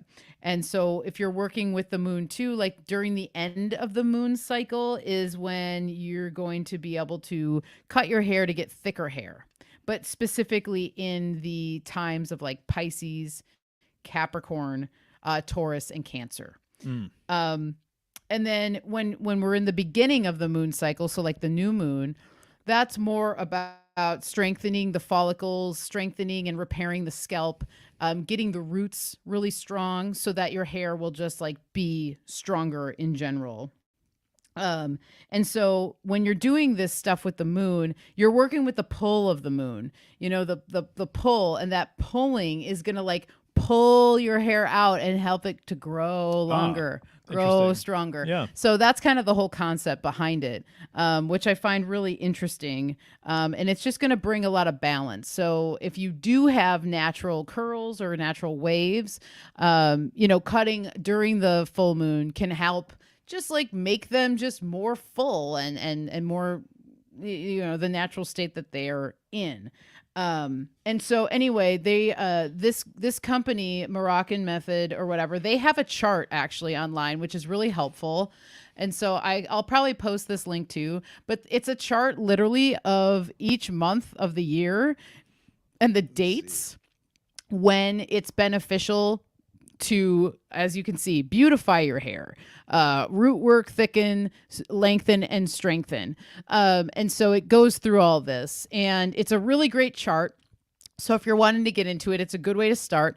The equinoxes and the solstices are very important for hair and hair health and hair growth. So, cutting your hair on the equinox or the solstice, depending on what's going on, could be a good thing to start doing too. And if you haven't cut your own hair or you don't want to cut your own hair, you can use this as a guide when you might want to schedule a hair appointment, with your beautician or whatever. Yeah, that's a good idea. Yeah. And again, there's no, I might do that actually. Yeah, you should. There's no judgment or whatever. If you do these things or if you like wearing makeup or you like doing your hair, by all means do it. Like, I'm not trying to convince anybody of anything really ever, because that's just a waste of time.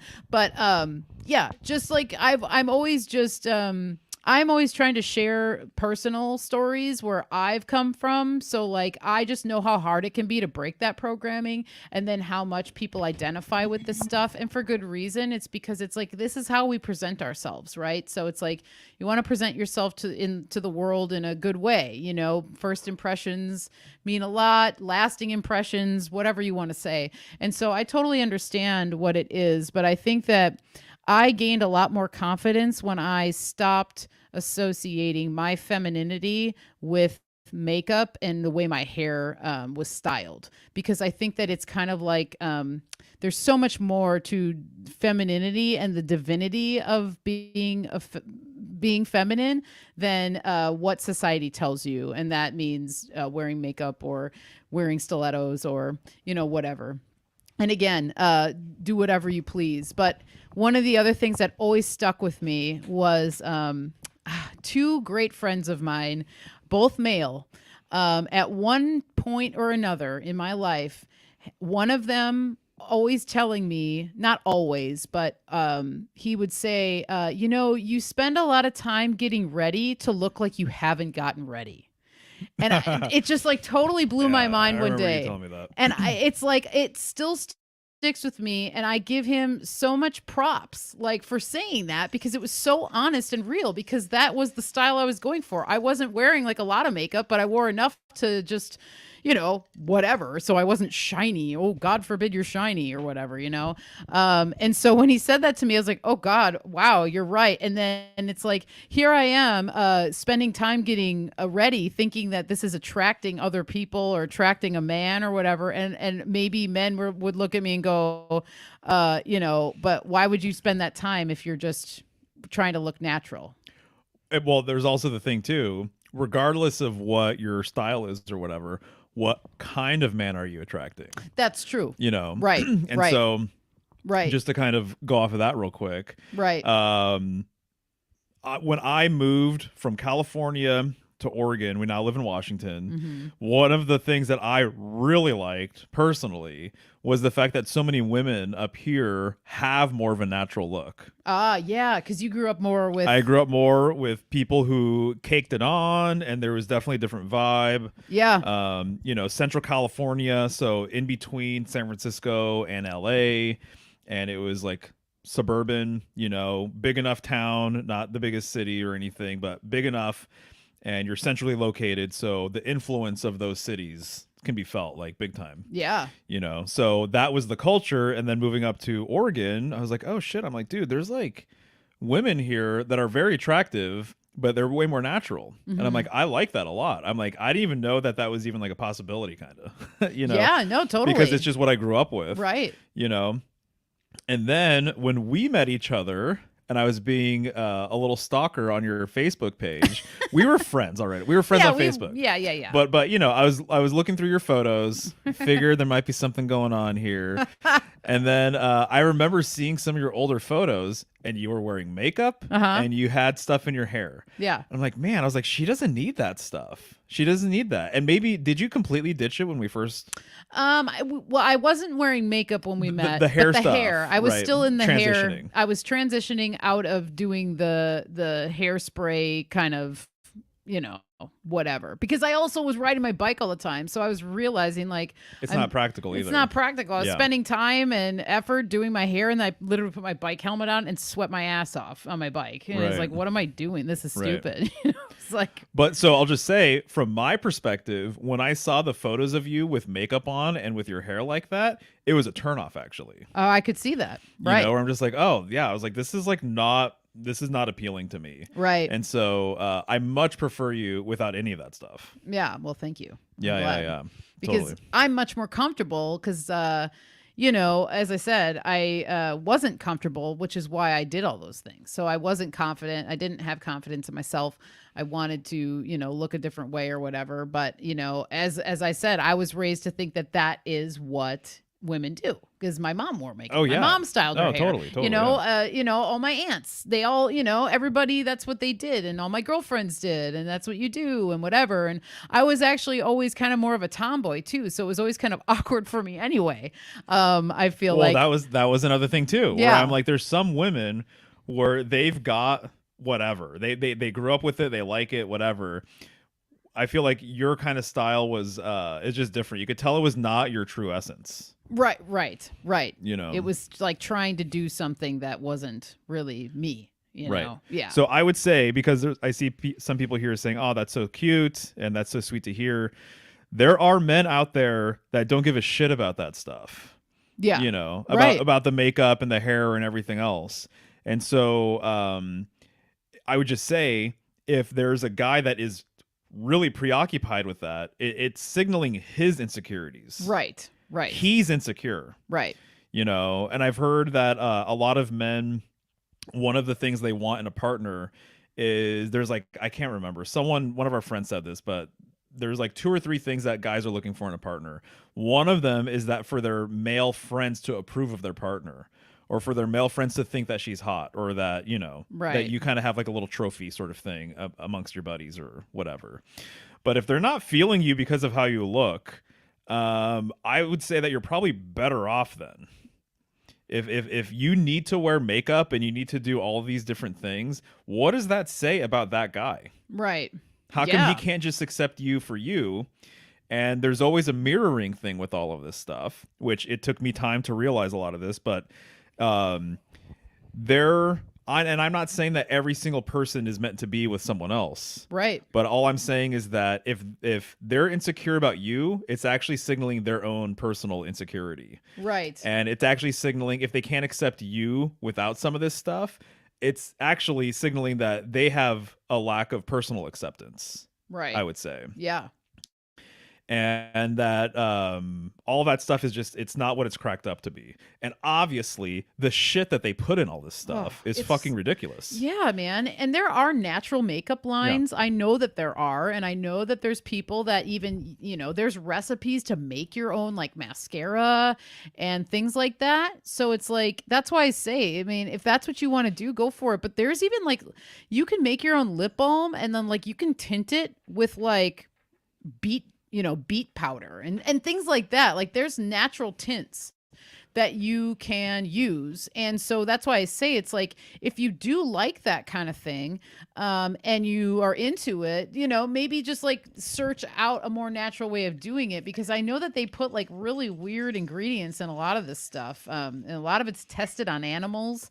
And it's just really a huge industry. And one of the things that always trips me out, and I might not have the photos anymore, but I wanted to do a series one time on makeup in general. And like, you totally should. I went to Target once, and because I was like, I know where I can go to like kind of showcase this fucking shit show. It was Target, right? I remember, yeah. And I went to Target and I went to the makeup section, and there's, obviously multiple aisles, and I took photos of just like, oh my God, just rows and rows and rows of concealer and powder and eyeshadow and mascara and all this stuff, just to kind of show the to me it's like if there's that much of one type of product or a certain product that is being pushed on society, then you should question that. Like in my opinion, that's just how I look at it. And I was just blown away, like, because I hadn't been in a makeup section in years, and then I had all these flashbacks of being a teenager and going to the makeup section, and then almost kind of being like not triggered, but just like, okay, well, there's so many. What do you even pick? And then you're trying to match it to your skin tone, and it never matches right, and all this stuff, And I also know that there's a place for this stuff too in things like theater and being on camera and stuff, depending on what your industry is, so I understand that too, and I understand that there's special occasions, and I also understand too that there's tribal ways to paint yourself for war or Right. for certain ceremonies or whatever. So I do know that there's a place for Love and war. love and war. Yeah. Just because, the makeup. Oh yes, the makeup being wanting to attract. Yeah. It's all of these things. I just have to say real quick. Did you have a thought that you wanted to finish? Because you should. Just that I know that there's like a place for this. I just think that society has put it on it's like been inverted in some weird way. So like natural war paint that like a tribe may have used, it's like, I almost take it to the extreme of say like that's almost like the invert makeup, and how it is presented to us in general is almost kind of like the inversion of how like a tribe may have used it for a practical use or something like that. It gets into all of the crazy ass mating rituals that exist in the world. Yeah. Between animals and people. Yeah. So it's like one bird shows its feathers and does a dance, and one other bird sings and it sounds a certain kind of way, or whatever. And so what men think women want and what women think men want, it's really interesting. It changes like decade by decade sort of thing. So there have been certain periods of time where a skinny woman is more attractive. Right. Yeah. And there have been other points in time in modern Western history, there have been other points in time where a thicker woman is actually more attractive. Right. And so it depends on a lot of different things, the economy, the culture, politics, the just kind of the ebb and flow of society. Astrology, exactly, totally. Yeah. So certain things come into favor, certain things get out of favor, certain things swing this way and swing back the other way, whatever. And so it's just interesting to see how people kind of will adopt the new thing because it's the hottest new thing, like a brand. Yeah. How different is that from like a woman being like, oh, I'm only going to wear this brand because it's so hot and chic or whatever. Right. And so they think that elevates their status as like a partner or as a potential mate or whatever. I think subconsciously, I think a lot of people's kind of like decisions around all this type of stuff, they don't even know that that's what they're doing. But when a guy buys an outfit or he buys a car, how much of him subliminally is thinking about, well, an attractive woman might like this, or I might be seen a certain kind of way. If I'm wearing this brand that's expensive, people are going to think I have money, and that's attractive to people. As an example. Yeah. No, these are all good points. Yeah. So anyway, I was thinking about some of that stuff, and then the other thing I'll say about hair, though, specifically, it reminds me of the Weeping Virgin illustration that I've been going on about. So I'll try and describe it real quick. I'm sure a lot of you guys have probably seen it if you've seen my presentations or whatever, but there's a Freemasonic illustration where there's a young maiden who's symbolically Virgo. She is standing right behind a broken pillar. She oftentimes is holding a sprig of acacia. She's looking at the broken pillar. She's looking at the sprig. I can't remember. And right behind her is Kronos, Saturn, Father Time, and he generally has a scythe, and it's like leaning up against him, and there's usually an hourglass. And it's actually interesting. Joshua, the branch, last week said that he's counting her hair. And my interpretation is that he's untangling her hair. Right. He's separating her hair. And this is a well-known illustration, and it's really interesting. But he is interfacing with Virgo's hair, right? And so I think he's untangling it, and I think he's separating the hair the same way the cosmos, the primordial chaotic cosmos, was separated at some point with the world axis, and that's what gave space and dimension to this place. It's what has allowed everything to kind of have like a sandbox to play in, all of the elements, you know?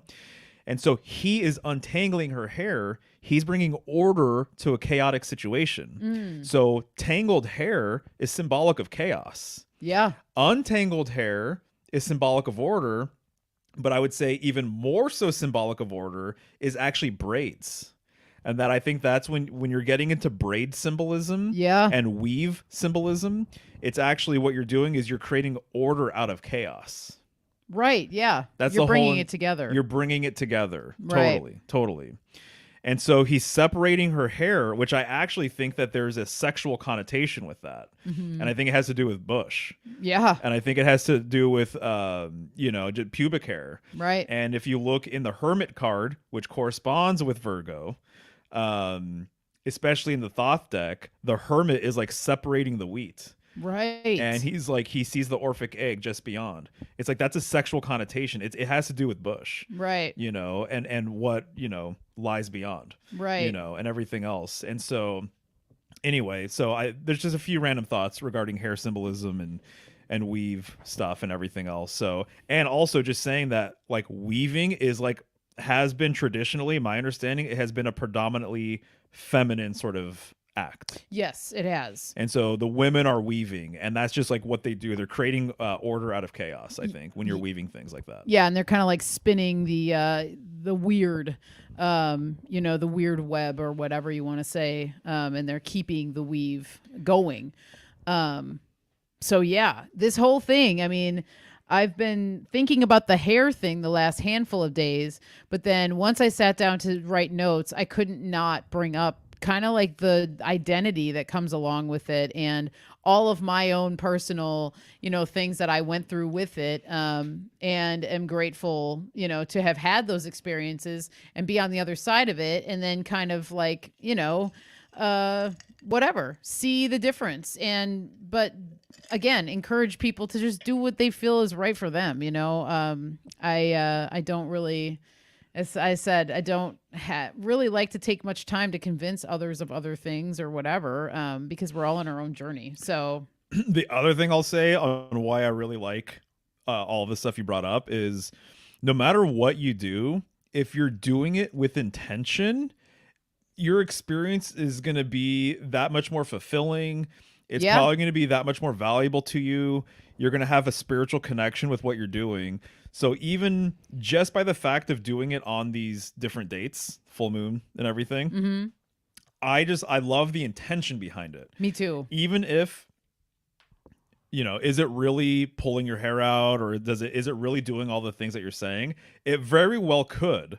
But I think having the intention of syncing it up that way, I think is very powerful. I think so too. And I think that it's just like everything, life is about intention and having an intention. And I know for me, I plan these things out strategically, trying to, keep in the moon in mind. And I do notice differences, like I said. So it's really cool. And I just encourage people to look into it if they're wanting to. And again, I think I will do like I might do just a video on some of this stuff and get a little more specific, and even talk about, maybe some of my personal regimens. But yeah, I think I got all my stuff out. But one other thing I thought about with this is scent and pheromones. And, Beth Martins and Amanda Vollmer had a really good conversation about this topic, and how cologne and perfumes and all these things kind of, not only are they ways to kind of, you can change a mood by using these scents and stuff.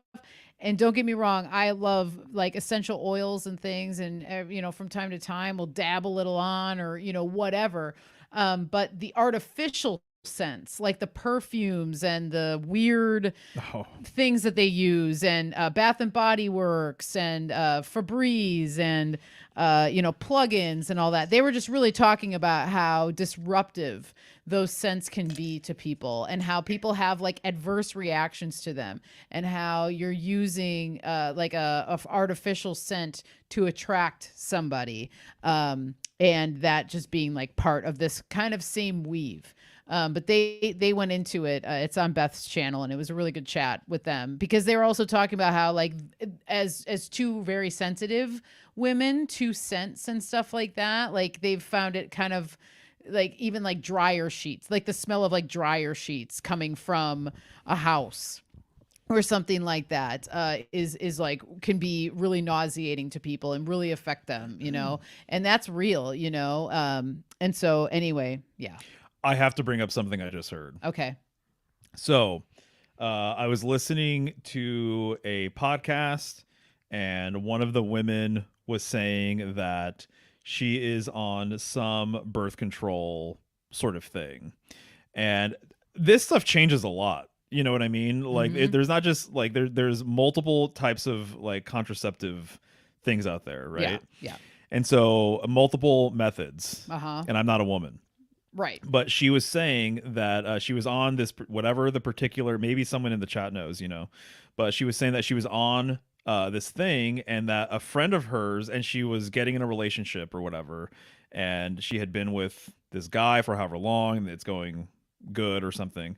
And anyways, someone chimed in, another woman chimed in and said, hey, by the way, before you decide to like marry this guy, or before you guys take it to the next step, get off of your birth control, because the specific one that you're taking actually interferes with your ability to pick up like scents and like hormones and pheromones and stuff.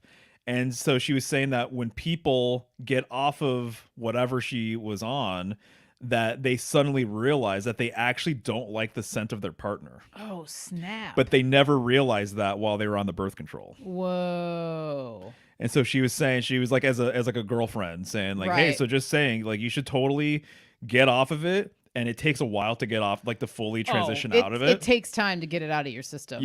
If it ever really 100% actually whatever, right? Right. I don't know. Right. And so anyway, so she was saying like, hey, so just get off of it, like a year ahead of time, and like spend however long with the guy, and make sure that you actually like their smell and stuff, because we know that that's a thing. Yeah, Obviously. it is a thing, right? You can't get enough of my smell, and I can't blame you. Obviously, it is true, actually. I can't get enough of your smell. Obviously, no, it's true. But anyway, when I heard that, I'm like, oh my god, the fucking side effects with this shit, it's just completely insane. I'd never heard of that before. You never heard of that either, then, right? I have not heard of that. Has anyone heard of that? I'm kind of curious. I'd love to know, because dude, birth control, man, that's man, we could talk about that for a while. But it's not only the birth control being in your system affecting you, it's what the birth control does to your hormone levels while you're on it. But then after you're on it,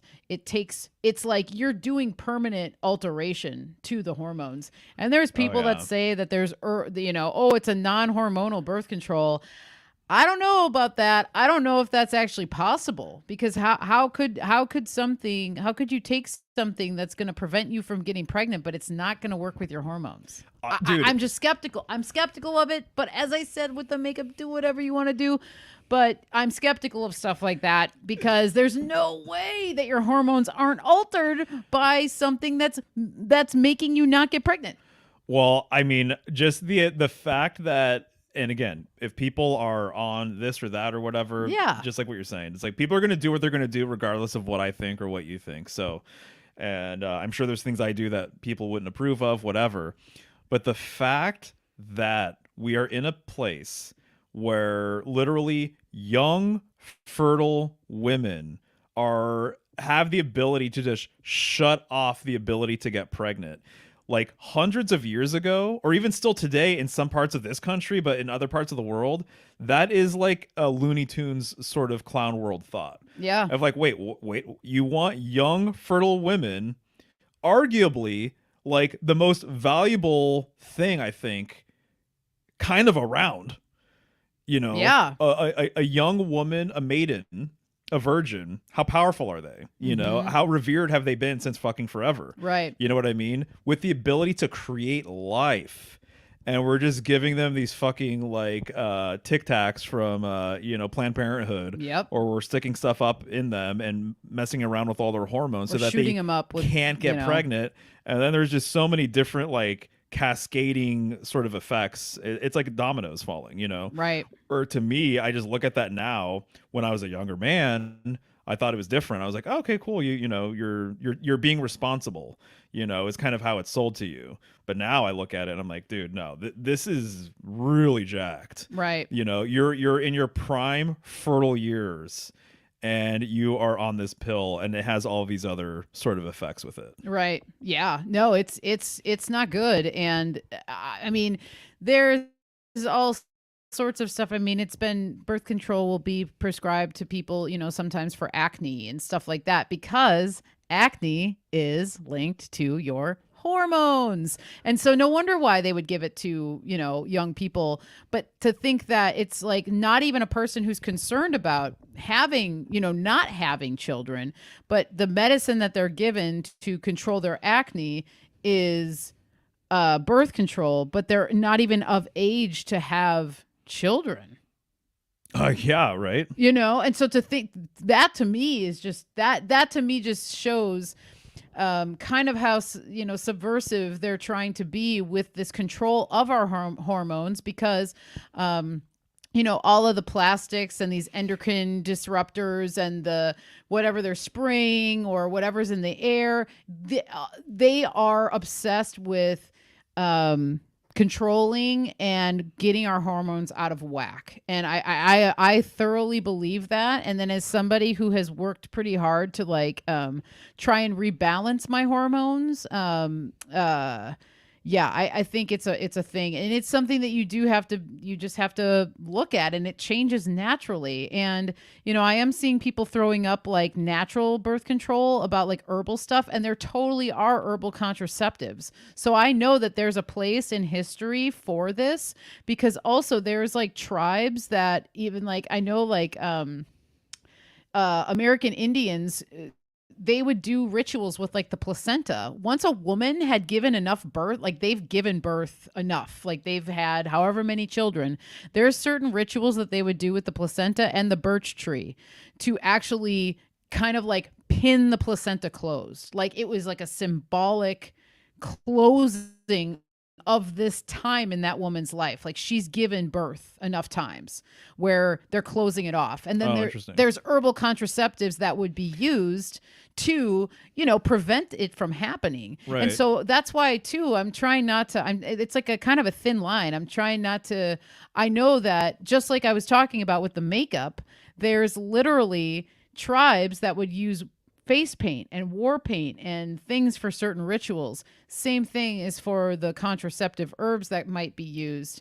And you can even use them for animals as well, you know. And I know Benna, she's talked about that with cats. And that is valuable because if you're not wanting to have litters of cats, but you're not fixing the cats, well, then you're probably going to want to do something.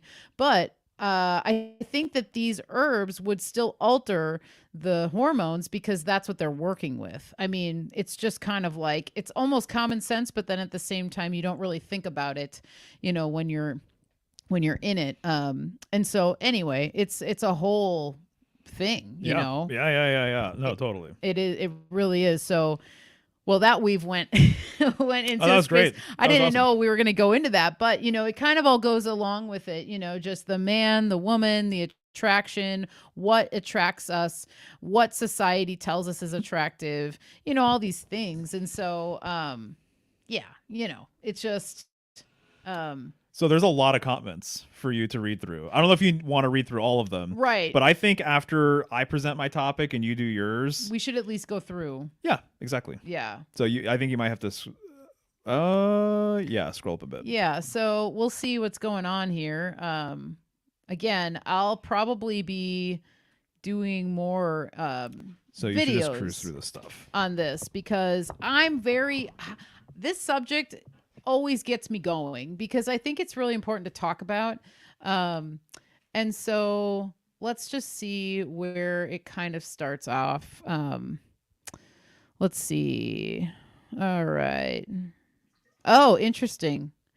Polymathing. Lombard women would wrap their hair around like beards and sometimes fight alongside their men. I've heard. Interesting. I could see that actually. Really. Um, let's see. Raising star seedlings. I'd be so curious on how they kept their long hair, i.e., braids, buns free. I always feel more magical when wearing braids. Yeah, I agree. Braids are very magical, and just like the intention thing, like you can be braiding your hair with an intention, like even stating it out loud, and you're like binding that intention into your hair.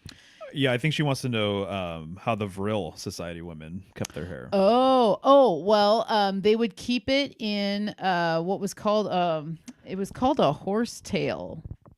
And so I don't know if that's just a high I think that might just be a high ponytail. That's one of the styles that they would do. But then also there's pictures of Maria, the lead of it, where she has like a bun. But they would be having it down when they had these when they had their rituals or whatever. Do, do, do, do, do, do, do. Elsie King, they probably didn't use the modern rubbish zodiac. Taurus was probably Hathor the cow, Mother Sky, or the bull, Father Earth. The H air Egyptian shoe is the space between that holds the sky. Nice. Yeah. Yeah. You're probably right. Yeah. A lot of bull stuff was once cow stuff, basically. Makes sense. What about dreadlocks? Yes. Dreadlocks, very important to the Rastas. The Rastas believed, if I remember right, it was like the longer your dreads, the more experiences that are like held within the dreads. So they like would not cut their dreads. Right. Is one of the things. Right. So that is something there, that there's like a history stored. Like your stories were within the dreads. Your life story was within the dread. And yeah, so that's definitely It something. reminds me on. of in India, the Babas or holy men or sadhus. They all had crazy long dreads. Oh yeah, totally. So they would just let it go forever. Right. Okay, who are the Ville people? All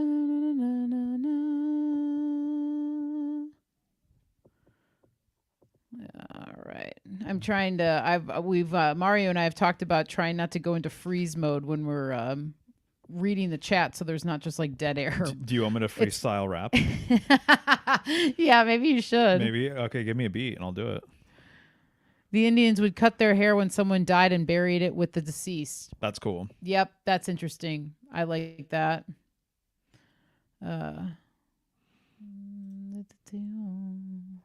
Yeah, so this is a good one. I wonder what brand of hairspray Mario uses. Dude, I'll tell you in private. Yeah. We'll tell you while we're building the fence on Saturday. Yeah, I was gonna say, Pedro, if you're still listening, was meaning to get in touch with you today to see if Saturday was gonna be a thing or not, but I'll shoot you a text.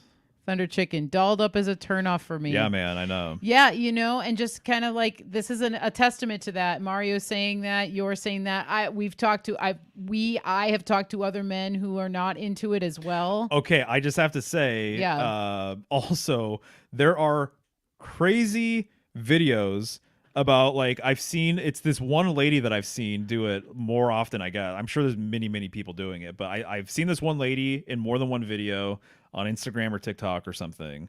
And but this lady has like no makeup on, she has no teeth, she kind of has, you know how like the meth mouth sort of thing, it kind of like it's sunken in because you don't have teeth, right? Yeah. So she kind of has like meth mouth. She literally does not have teeth, okay? And her hair is kind of not anything impressive. Her skin isn't impressive. I'm not saying she needs to be impressive. I know, but she's just completely stripped down, and she's completely her. You know, that this is the other thing with the makeup stuff and whatever. It's like you're hiding something. It's a mask. Yeah. So it's like so if your skin is awful, as an example, you know, or your skin is really like it's showing signs that like you're not taking care of yourself, yet you can cover it up with makeup, and then you go on a date and that guy doesn't know. Right. As an example, that maybe whatever, you have bags under your eyes and you're really tired and you're stressed out, or that your hair isn't as long as what you thought it was. How many people have put extensions in their hair, and all this other stuff, or that you're not really a blonde, or you're not really a redhead, or you're not really a brunette, or whatever the deal is. Right. And so it's like covering up the truth, basically, long story short. And so this woman was just completely stripped down herself. And I'll just say, actually, even with all the stuff that I just said, she was a decent looking person, but she completely transforms herself with her makeup, and she puts on one layer of makeup, and she does her hair, and then she's doing this, and then she puts in fake teeth,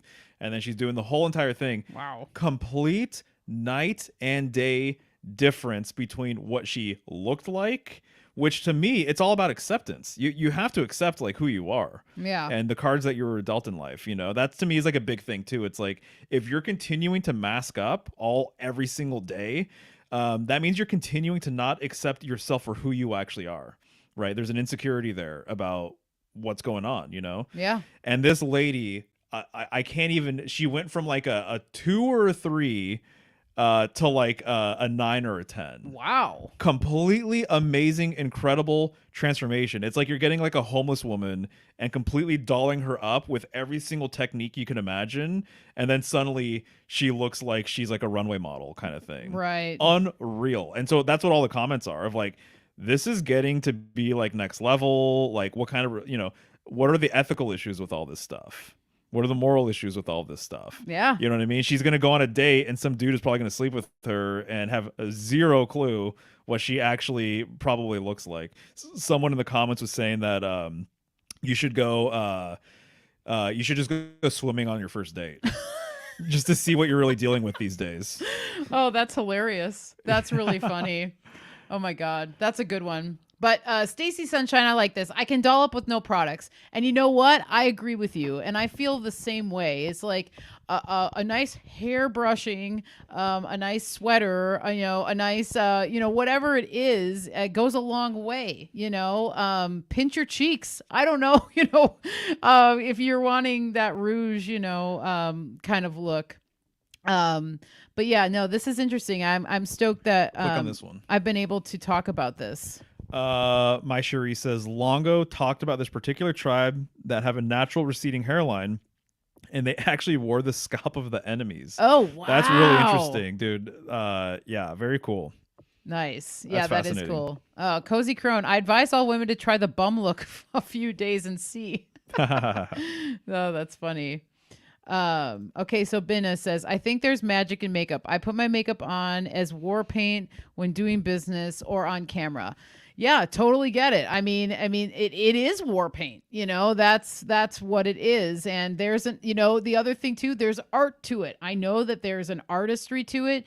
Mario's niece, she loves doing her makeup. She's great at it. There's an art to it. It takes talent to be able to do it. So like I said, by all means, if that's part of your magic, go for it, and it's all good. So yeah. When I stopped wearing makeup, I had that naked feeling. Totally. I can only imagine. Yeah. It's the exposure, and you're just like, oh God, When I started shaving my head, that was a big thing. Oh, I believe it. So you guys would trip probably what I looked like before I started shaving my head, but that was the thing. I had to get over the naked feeling. Yeah, it's real. Natural beauty is all about the subtle imperfections. Yes, dude. I love that. I don't know how to say this word here. Asymmetries. Okay. I guess I should know that. The slight asymmetries, the perfectly placed mole of funky cowlick. Totally. Dude, that has always been my thing. Yeah. I've always crushed on girls that have something going on generally. Yeah. That they might be insecure about, but I find to be attractive. Very cool. Do-do-do. I love this. Yes, I will share that chart in the Telegram chat. That was really cool. It is a good one. Let's see.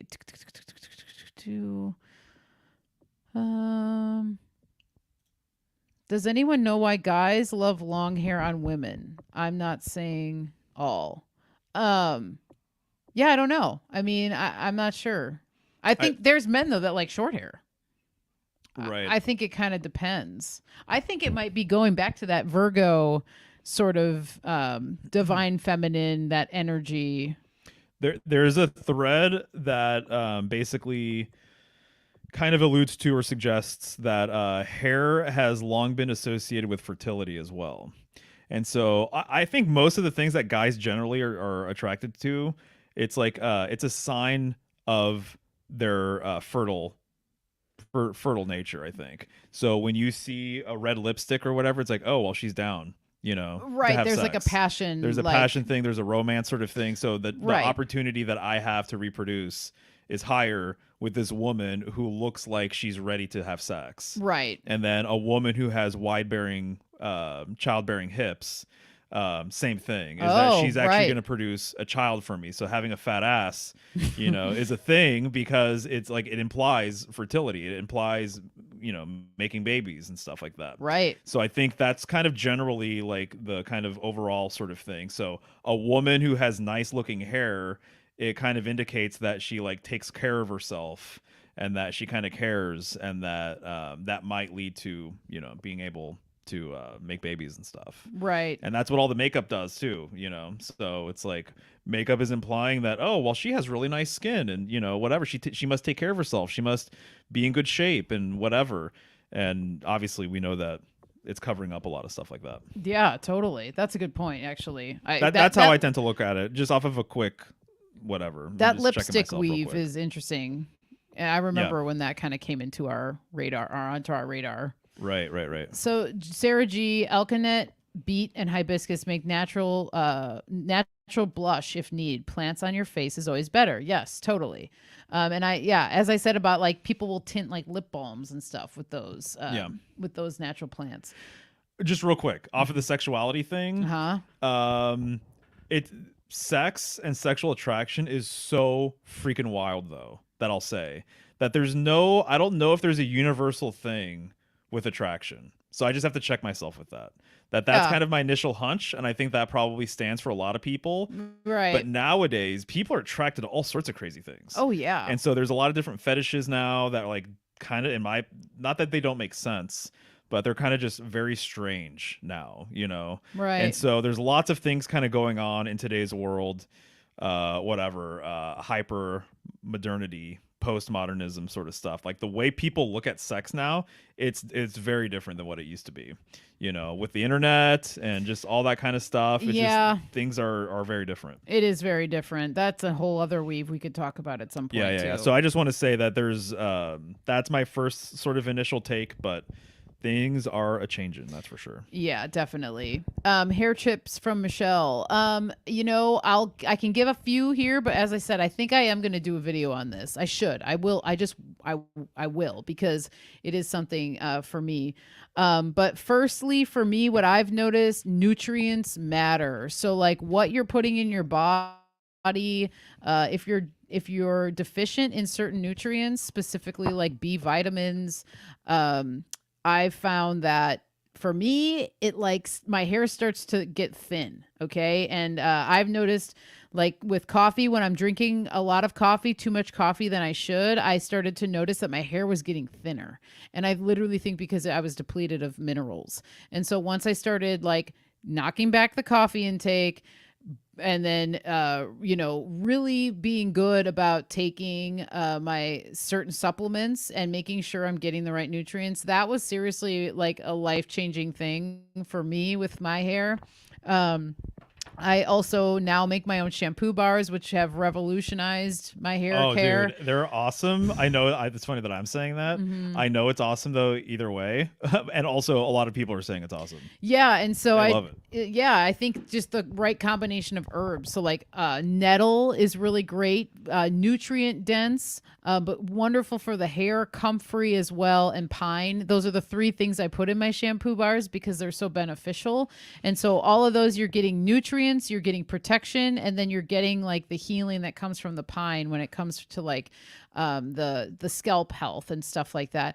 Another thing I'll say is that I do use Ayurvedic herbs on a monthly basis with my hair. So I use cassia, which is basically neutral henna, and for my hair, because I'm blonde, it kind of does give it like a golden tone to it. So like I really like what it actually does to my hair, how it like kind of just increases the natural strawberry blonde that I have. It kind of brings it out a little bit. I also use fenugreek, I use amla, I use hibiscus. Um, and yeah, I do that on a monthly basis. So that's something that I could actually go into a little bit You more. should. And apple cider vinegar is another thing that I do. But I don't do apple. I was doing apple cider vinegar like 2 times a week for months. And I noticed that that was not good. So for my hair, because my hair is a little bit on the thinner side, I find that doing the apple cider vinegar rinsed once a month works really good for me. Um, combining Combing. combing knots. My hair looks similar to yours, Michelle, but I get knots where I sleep on it. Oh, okay. This is a good one. So, yes, my hair, because it is a little thinner, it does knot up quite easily. I started wrapping my hair at night. And this has been another revolutionary thing. So I'll put my hair up in a clip, and then I have just a scarf, a large scarf, and I wrap I wrap my whole head with it. Because one of the things too, that when you're sleeping, yeah, you're rubbing. You know, your hair's rubbing against your sheets or whatever. So not only are you prone to getting knots, but like you're prone to more breakage with it. Because it's like rubbing up against it, and so Yeah, it makes sense. it can start to like break your hair a little bit Right, and right, stuff. right. So I recommend wrapping it. It really makes a big difference. I've noticed a difference in it. I've been doing it for about 3 months now, maybe, or something. And it feels more secure when you go to bed or something. There's more cozy about it.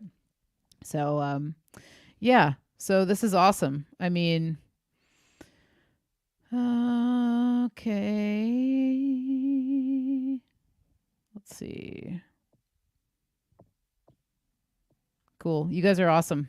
Thank you so much for sending in your questions and all your comments and all that stuff. So I'm seeing like chaga face cream. Yes, totally. Chaga is great. Mushrooms for skin health are really awesome. I know people will use reishi as well. There's even Amanita muscaria. People use that for the skin. It can be very healing. So now we're getting into like the birth control kind of stuff. Oh, I bet there's some interesting comments about that stuff. Well, people pretty much backed up like what I had heard regarding the hormonal thing and the scent thing and whatever. And then also some people were saying that it's like all of them do that. Yeah. It's not just one particular kind or whatever. Well, Binna is saying, big story here. Women saying they come off birth control and they can't stand the smell of their partner anymore. Many go towards gay relationships. Whoa. Damn. Yeah, interesting for sure. Well, that says a lot. I mean, oh my goodness. I like the fact too. I love the chats because we're hearing information from different parts of the world. Exactly. Which is pretty helpful. That's really interesting, Binna. Thank you for sharing that one. Stacy, Sunshine, all birth control fucks up your intuition, mess with the hormones of the person you're with. Yes, it's true. It really does. And it messes up your ability to make clear, good, better decisions that are good for yourself. Right. That was one of the things I noticed. Thankfully, I was only on it for 6 months when I was much younger. My mom was so mad at me for going on it, but that was one of the things I noticed about it. It was a time in my life where I already wasn't making very good decisions, but once I got off of it, I actually kind of realized like how not clear I was even thinking. And I know it was because of that, but I didn't know it was because of it while I was on it. Right. Because it wasn't until I got off of it and then got myself out of that not good relationship. The only reason I was on it was a not good relationship that I was in. And then once getting out of that relationship and then being off of the birth control, stood back and went, oh my God, dude, like, well, no wonder why. I didn't even realize I was like kind of whacked out. Like I wasn't myself. I wasn't even myself, and I was much younger and I didn't even really know who I was at that point. But then you throw that into the mix. You don't know who you are. You're on birth control. You're all messed up. You're making bad decisions. It's just like, whoa, dude. It's a sad situation. I mean, really, when I think about it, it hurts my heart. And you're basically encouraging a young woman who is on birth control to sleep around. Yes, you are. And just to receive all of that seed from different men without really having without taking it as seriously as it should be taken. It's true, because it's a sacred act. And like Mario and I have talked about this kind of stuff for a long time within our relationship with other friends of ours and all these things. And then your research with the Sacred Center, the pole, the North Star,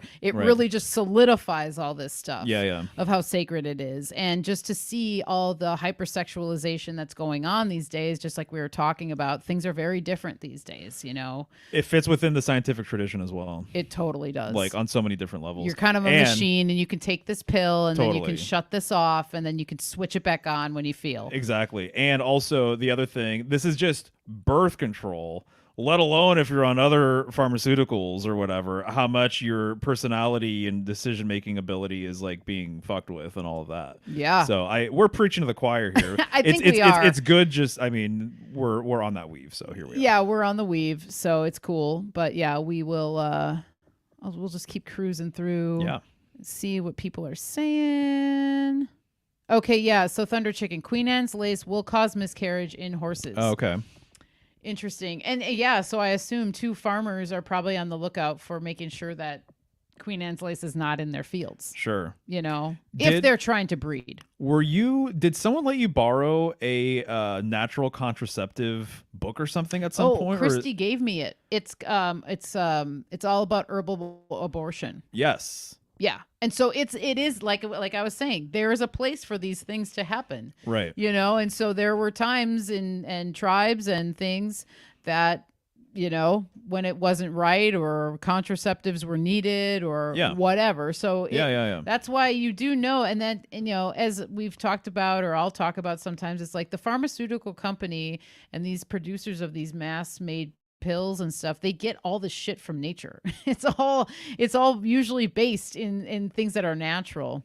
Yeah. Okay. I feel like it took me about 5 years to get back to me when detoxing from birth control. Wow. Yep. I'd never recommend it to my children or my friends. No, man. Yeah. Wow. I mean, as I said, 5 years. That's 5 crazy. years. That's a long time. And as I said, when I remember telling my mom when I was on it, she was livid. She was livid. And she just, Rightfully so. Rightfully so. And I'm glad she was. I'm glad that she was kind of that voice of reason for me. And I could never not think of my mother then, after that, thinking that and being like, wow, even my mom knows that this is bad, And so anyway, it's interesting. Yeah. So now guys are taking birth control too. Jeez. Again, another attack on the hormones, both sexes, it's pretty bad. So, yeah. Wow. Oh, yeah, I've heard this too.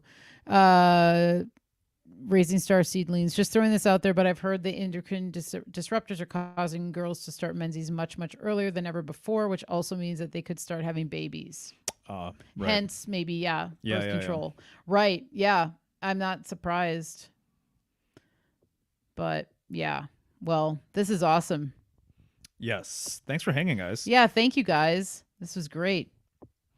Hey, I see Ben's in the chat. That's cool. What's up, Ben? Talking about birth control. You're just in time. Yeah. I saw Gordy's here. What's up, Gordy? Nice. Yeah, man. Wow. Well, this is such a great freaking topic. I really do like talking about this stuff because it really does. I mean, it's really to me, it's very evident that there's an agenda with this stuff to manipulate people's natural responses, natural things that they're attracted to, natural cycles of life, just the natural things that happen in life. There are so many things that are literally just like bombarding us to have it all freaking messed up. And so anyway, I'll just say out there to people who, if you are dealing with balancing hormones, or you are getting off of the birth controls, or whatever, or you're just trying to combat the endocrine disruptors that are like at all of our fingertips at all times, fasting, Long-term fasting. Honestly, when I started doing long-term fasting, which was only last year, I mean, I've just got to say, I would dabble with like a fast for 24 hours, fast for 18 hours or whatever. But it wasn't until I did a 3-day, 72-hour fast that I realized actually like how balancing fasting can be to your hormones and everything else, and how amazing it makes you feel. And so I'll just throw that out there as a little solution to some of this stuff. I just think that it's really valuable. And if you're kind of in that boat of like feeling like things are out of balance, but I've heard even women specifically talking about, you know, when you start to go through menopause or you start to experience like premenopausal stuff, that fasting really does help to just like bring a balance to everything, because you're going through massive changes, you know, and it's okay, like you're supposed to change. For me, I'm like, I want that change. I want to be able to like go into that crone mode, you know, and I think we're all supposed to go into those modes. I just did an interview yesterday, and the guy was talking about, for a while we were talking about, or he was talking to me about the benefits of fasting. Mm, He had a very specific story that he wanted to share with me on his podcast, and so you heard about some of it because I shared it yeah, with you. right. But he was talking about the fasting thing and how he was saying the fasting is what led to his Kundalini awakening, Ah, essentially, oh yeah, you were talking about, on a full moon, if I'm not mistaken. yeah, that's what you were talking about. So he was timing his fast based on the lunar cycles. Which makes sense, because they even say like, I think it's something about like worms can be expelled during a full moon, because there's something about like them Oh coming yeah, I think I've out heard or of up that. to the Yeah. surface or something like that. um I think there's something with that, which would make sense. It would make sense that you could follow the moon to do a fast or whatever. And then the other thing with fasting, and women, um, you want to be careful with your cycle. So you don't want to be fasting like while you're ovulating or while you're menstruating, because that can actually be detrimental to your hormonal cycle. And any woman out there who, you know, menstruates or has in the past knows that feeling when your body is wanting nutrients. You're wanting kind of like, you're wanting to, you know, curl up and be safe and things, and your body is usually craving more like rich foods or nutrient dense foods, because your body's literally getting ready to purge Mm. blood that contains minerals and contains important nutrients that you need. So your body actually, your body's better off having nourishment during that time versus fasting.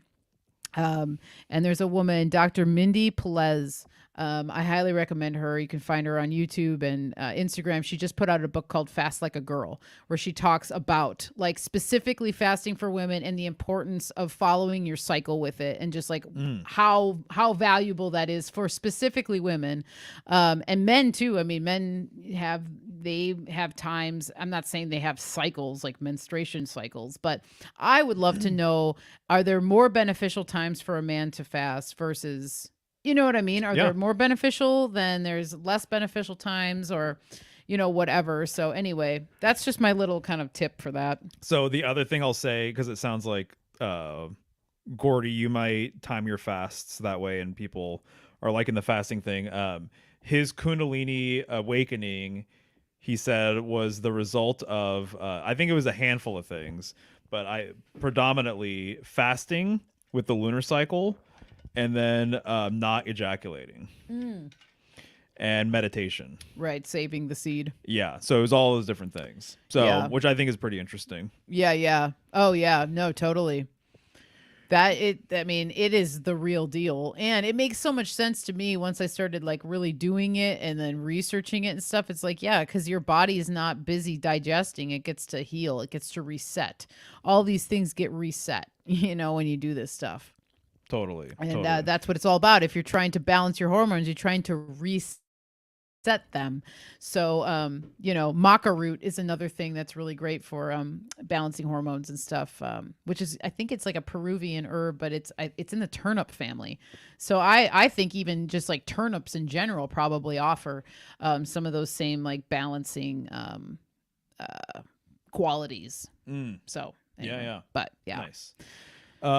Just real quick, because it sounds like we're gonna put a bow on things here soon. But my Cherie is just saying, can you explain what it feels like when you have a Kundalini awakening? I have never had one, but I've read a few different accounts. This is not like by any means my rabbit hole. So, but I was just talking to a guy yesterday, and he was saying that he felt it from his root chakra up his spine, going to his crown chakra. That he was saying that it felt very intense, and it felt like something that if he concentrated too much on it, it would maybe like go away, was kind of the feeling he was getting. And so he wanted to allow it to kind of happen.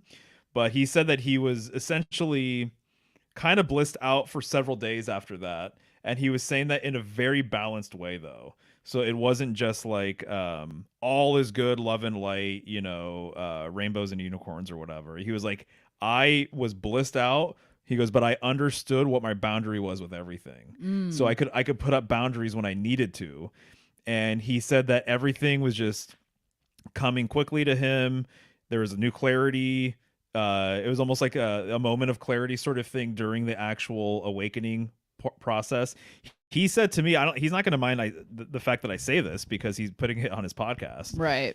but he said that at one point while he was meditating and he felt the Christos fluid go from your genitals up your spine. This is like kind of a thing that he said that he was thinking about my work and that he literally called upon Polaris, and that he was saying that if there's a Kundalini experience that I'm going through, and if it involves the pineal gland, and if there's a correspondence with the world axis in my spine and the pineal gland and the pole star, he said, I decided just to call upon the pole star and kind of see if that would take things to the next level. And he said it totally did. His cosmology is that he thinks that the pole star is a complement to the black sun, which is underneath Okay.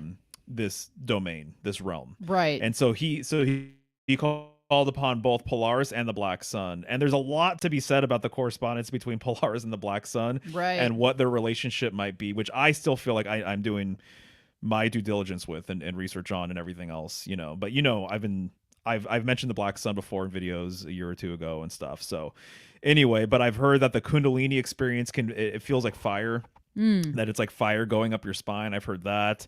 I'm pretty sure I've also heard too that some people I feel like have heard like rattling, like serpentine.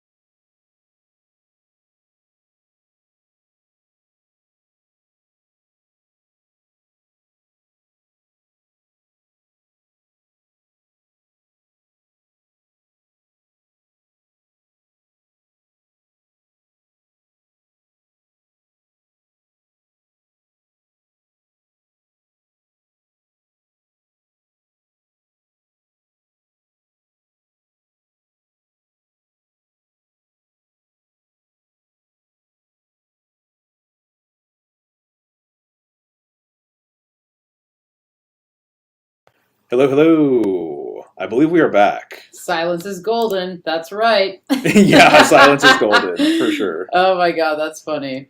Okay, so just real quick, I think the sun we see is the black sun. Interesting. I actually, dude, I would love to talk to you about that. Hell yeah. You guys should do another chat soon. Oh, fuck you and yeah. Ben. Totally. Even if he comes on Symbolic Studies or something. Oh, you should totally have him on Symbolic Studies. Yeah, hell yeah. Nice. So, cool. Yeah, well, that's funny that this died because you talked about it before we started. Yeah, I know. So we're pretty much good for literally one show. Yeah. Just to be safe, we have to do one show, and new batteries every show, basically. Yeah. Okay, Raising Star Seedlings. Dude, I totally did the same thing. I totally sang Black Hole Sun, Won't You Come, in my head. And then, yeah, I totally was there too.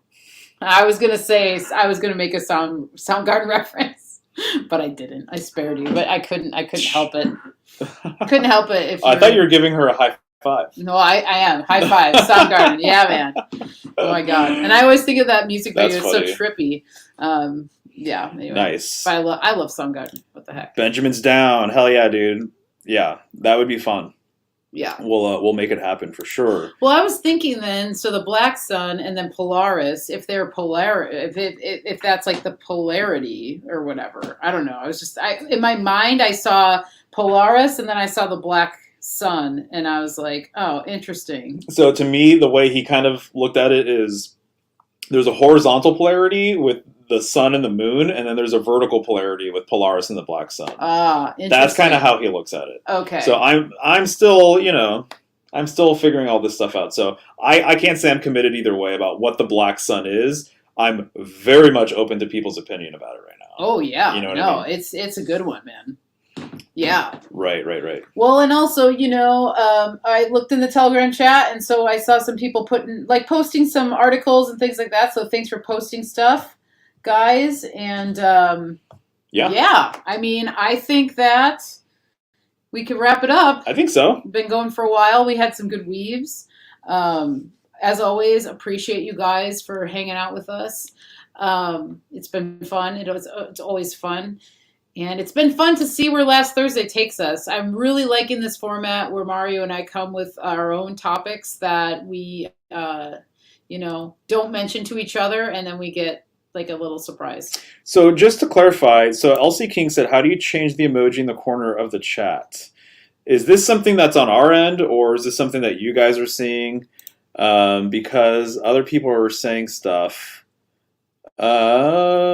I don't know what they're referring to, though. Click on it, and it should drop a box, then scroll. And then Binna's saying, I don't know, LC, that bottom emoji is very annoying. You can't read properly. Huh. I'm just kind of curious what you guys are talking about. And then Sarah's saying, it's annoying, LC. I can't read what peeps are putting down. Oh, weird. So is that something that, I don't know, just maybe if someone could just clarify if that's something we can fix or whatever, obviously we'd like to.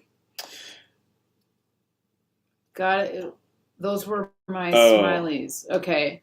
Oh, it's on the chat's end. Well, that's weird. New on the phone chat. Oh. Got it. Okay. Gotcha. I see. It's a new feature. Gotta love them, right? All right. It's on our end. Cool. Okay, cool. Right on. Just wanted to see what's going on there. Right on. Nice. Alrighty. Well, with that said, yep, we've got some end slides here. So, bada bing. Bada boom. Maybe I'll just do this. There we go. All right, cool. So this is kind of a new thing that we're doing here. But we just want to say thank you to our patron members for Michelle's Healing Home. Yeah, totally. Really appreciate it, you guys. It's awesome. And I got my third patron last night, which is Lockjaw Jane. Thank you so much. Really appreciate it. But right now we're at the magical number of 3 with Chance Garton, my brother Chance, Interverse he was Podcast. The first one to sign up. He was my first guy who came and showed some support. So as always, just so gracious, and what a guy. Binaboo, you were my second patron. I really appreciate you as well because, gosh, you've been very supportive, and you are pushing me to reevaluate the way that I even value myself and my products. So I really appreciate that, and you motivated me even more when you signed up for that because you are just showing me that I'm providing people with some really great stuff, and I sometimes forget all the work that goes into it and just want to share it with everybody. And so you're just like helping me to look at things a little bit different. And Lockjaw Jane, you're new to Patreon. And so I look forward to just getting to know you maybe a little bit better. So all you guys always just get heads up on newsletter stuff, my offerings. And I'm thinking of just like, we're going to reevaluate Patreon and see what we offer too. So I'd like to offer you guys a little bit more than what I am right now, but that will come. So patreon.com/thehealinghome. Just thank you in advance to everyone. Because as Mario and I have talked about it too, it's like we're a unit here, you know? So when you support me, you're supporting Mario. And when you support Mario, you're supporting me. Totally. We're a total, we're blended and it's awesome. And so it's just a good way to support both of us, regardless of which one of us, you choose to go through. And just to say, you have 3 tiers. Yes. 3, 6, and 9. Yeah, 3, 6, 9. $3, $6, and $9. Yes. Yeah. Totally. So whatever you prefer, obviously it's up to you. So just, thank you guys. So I felt like that was just kind of necessary to do now. It's just, we're going to shout out our patrons, as they continue to kind of accumulate and all of that. Totally. So it's really cool that you have 3 patrons at the moment. And then you've got a really cool interview coming up this week. Yeah, I'm actually really stoked for this one. And actually, it was one of those things where I kind of just came across this guy over the last couple months. He is being very vocal about electroculture. We talked about it in my stream with Ben, Lee, and James too, that it is kind of like a hot topic right now. Ben and Amanda Vollmer were talking about it last night on Odin's Alchemy, and it's a hot button topic, and I find it very interesting, and it's something that I've known about for a handful of years. And I was totally reminded of it when I was talking to a friend of ours who is very into dowsing, and she was talking about wrapping quartz with copper and being able to create boundaries on your property that way, like burying the quartz and the copper when they're coiled together. And when you bury it like in the 4 corners, and then you're literally like walking around the perimeter of your land and you're charging it each time you walk around. And so when she brought that up, I was like, oh shit, I remember this electroculture thing. And then when I was plotting out our garden this year, I thought to myself, I'm like, I am totally going to implement this and see what happens. And as soon as I started just like thinking about it more, then I was reminded of a book I have about it. And then all of a sudden, like all this stuff was just electroculture here, there, everywhere. People are talking about it. And it's cool though, because people are starting to implement it and they're starting to see things. So Matt Roski of Cultivate Elevate is coming on the Healing Home next week on the 18th. We're going to be going live at 12 p.m. For this one. So a little special time. But yeah, looking forward to picking his brain. I've got some questions for him. I've had some things that, have come into my mind. And so anyway, we're going to talk about it on Tuesday. It's going to be awesome. It will be a nice one. I'm looking forward to it. So up on the screen is my menu. Currently, red clay shea soap. I have 3 bars left. I thought I had 2, but I have 3 bars of that soap left. I'm out of shampoo bars, but I'm going to be making new batches of all of this stuff very soon here. So I'll be replenished on the shampoo within a month or so. Strong and Serene tincture, I've got just 1 left, and horseradish fire cider, I have 1 left of those, and CBD whip body butter, also 1 left. So kind of cycling through this last batch of a few things, and then I'll be making new stuff soon thereafter. And you pretty much are like committing to doing soap more often. Oh, I am. For a few reasons. Yeah, for a few People reasons. love it. We love it. And so there seems to be a demand for it. So, and the house smells great when you're making it as well. Yeah, it's nice. Yeah. Totally. And I love making soap, and I've loved it for years. And I've said this before, but like for a long time, I was just making it for Mario and I, and then I would give it away to friends and stuff like that. But now I'm just like seeing so many more people really loving it, and I love making it. So why not make more of it? Totally. So soap will become more of a thing. michelleshealinghome@gmail.com for orders, questions. If you want to schedule a consultation, do all that through my email. I don't have an online store. I just do things through the email. So that's the best way to get a hold of me. michelleshealinghome.com for other inquiries, my blog, a video about my consultation offerings, what that looks like. You can also text me 503-568-1569. Oh, nice. So thank you, Liam. So Liam is saying that he is a new member nice. To the Healing Home Patreon. Thank you, Liam. Well, you'll be on the list next Thursday. On the list next Thursday when we do last Thursday. Yes. So There it's you always go. last Thursday, every Thursday. Thank you, Liam. That's freaking awesome. That's really rad, dude. Thank you. That's seriously awesome. We appreciate it. And then Symbolic Studies. So you can find all my stuff at symbolicstudies.com. Yeah, I mean, the main thing, I already talked about it, but I'm going to be doing a presentation on Tuesday called Mars, the Red Planet. And so I am getting into Mars symbolism. And yeah, I talked about a handful of things today that I'll be unpacking on Tuesday being the day of Mars. And so I was going to do it tomorrow.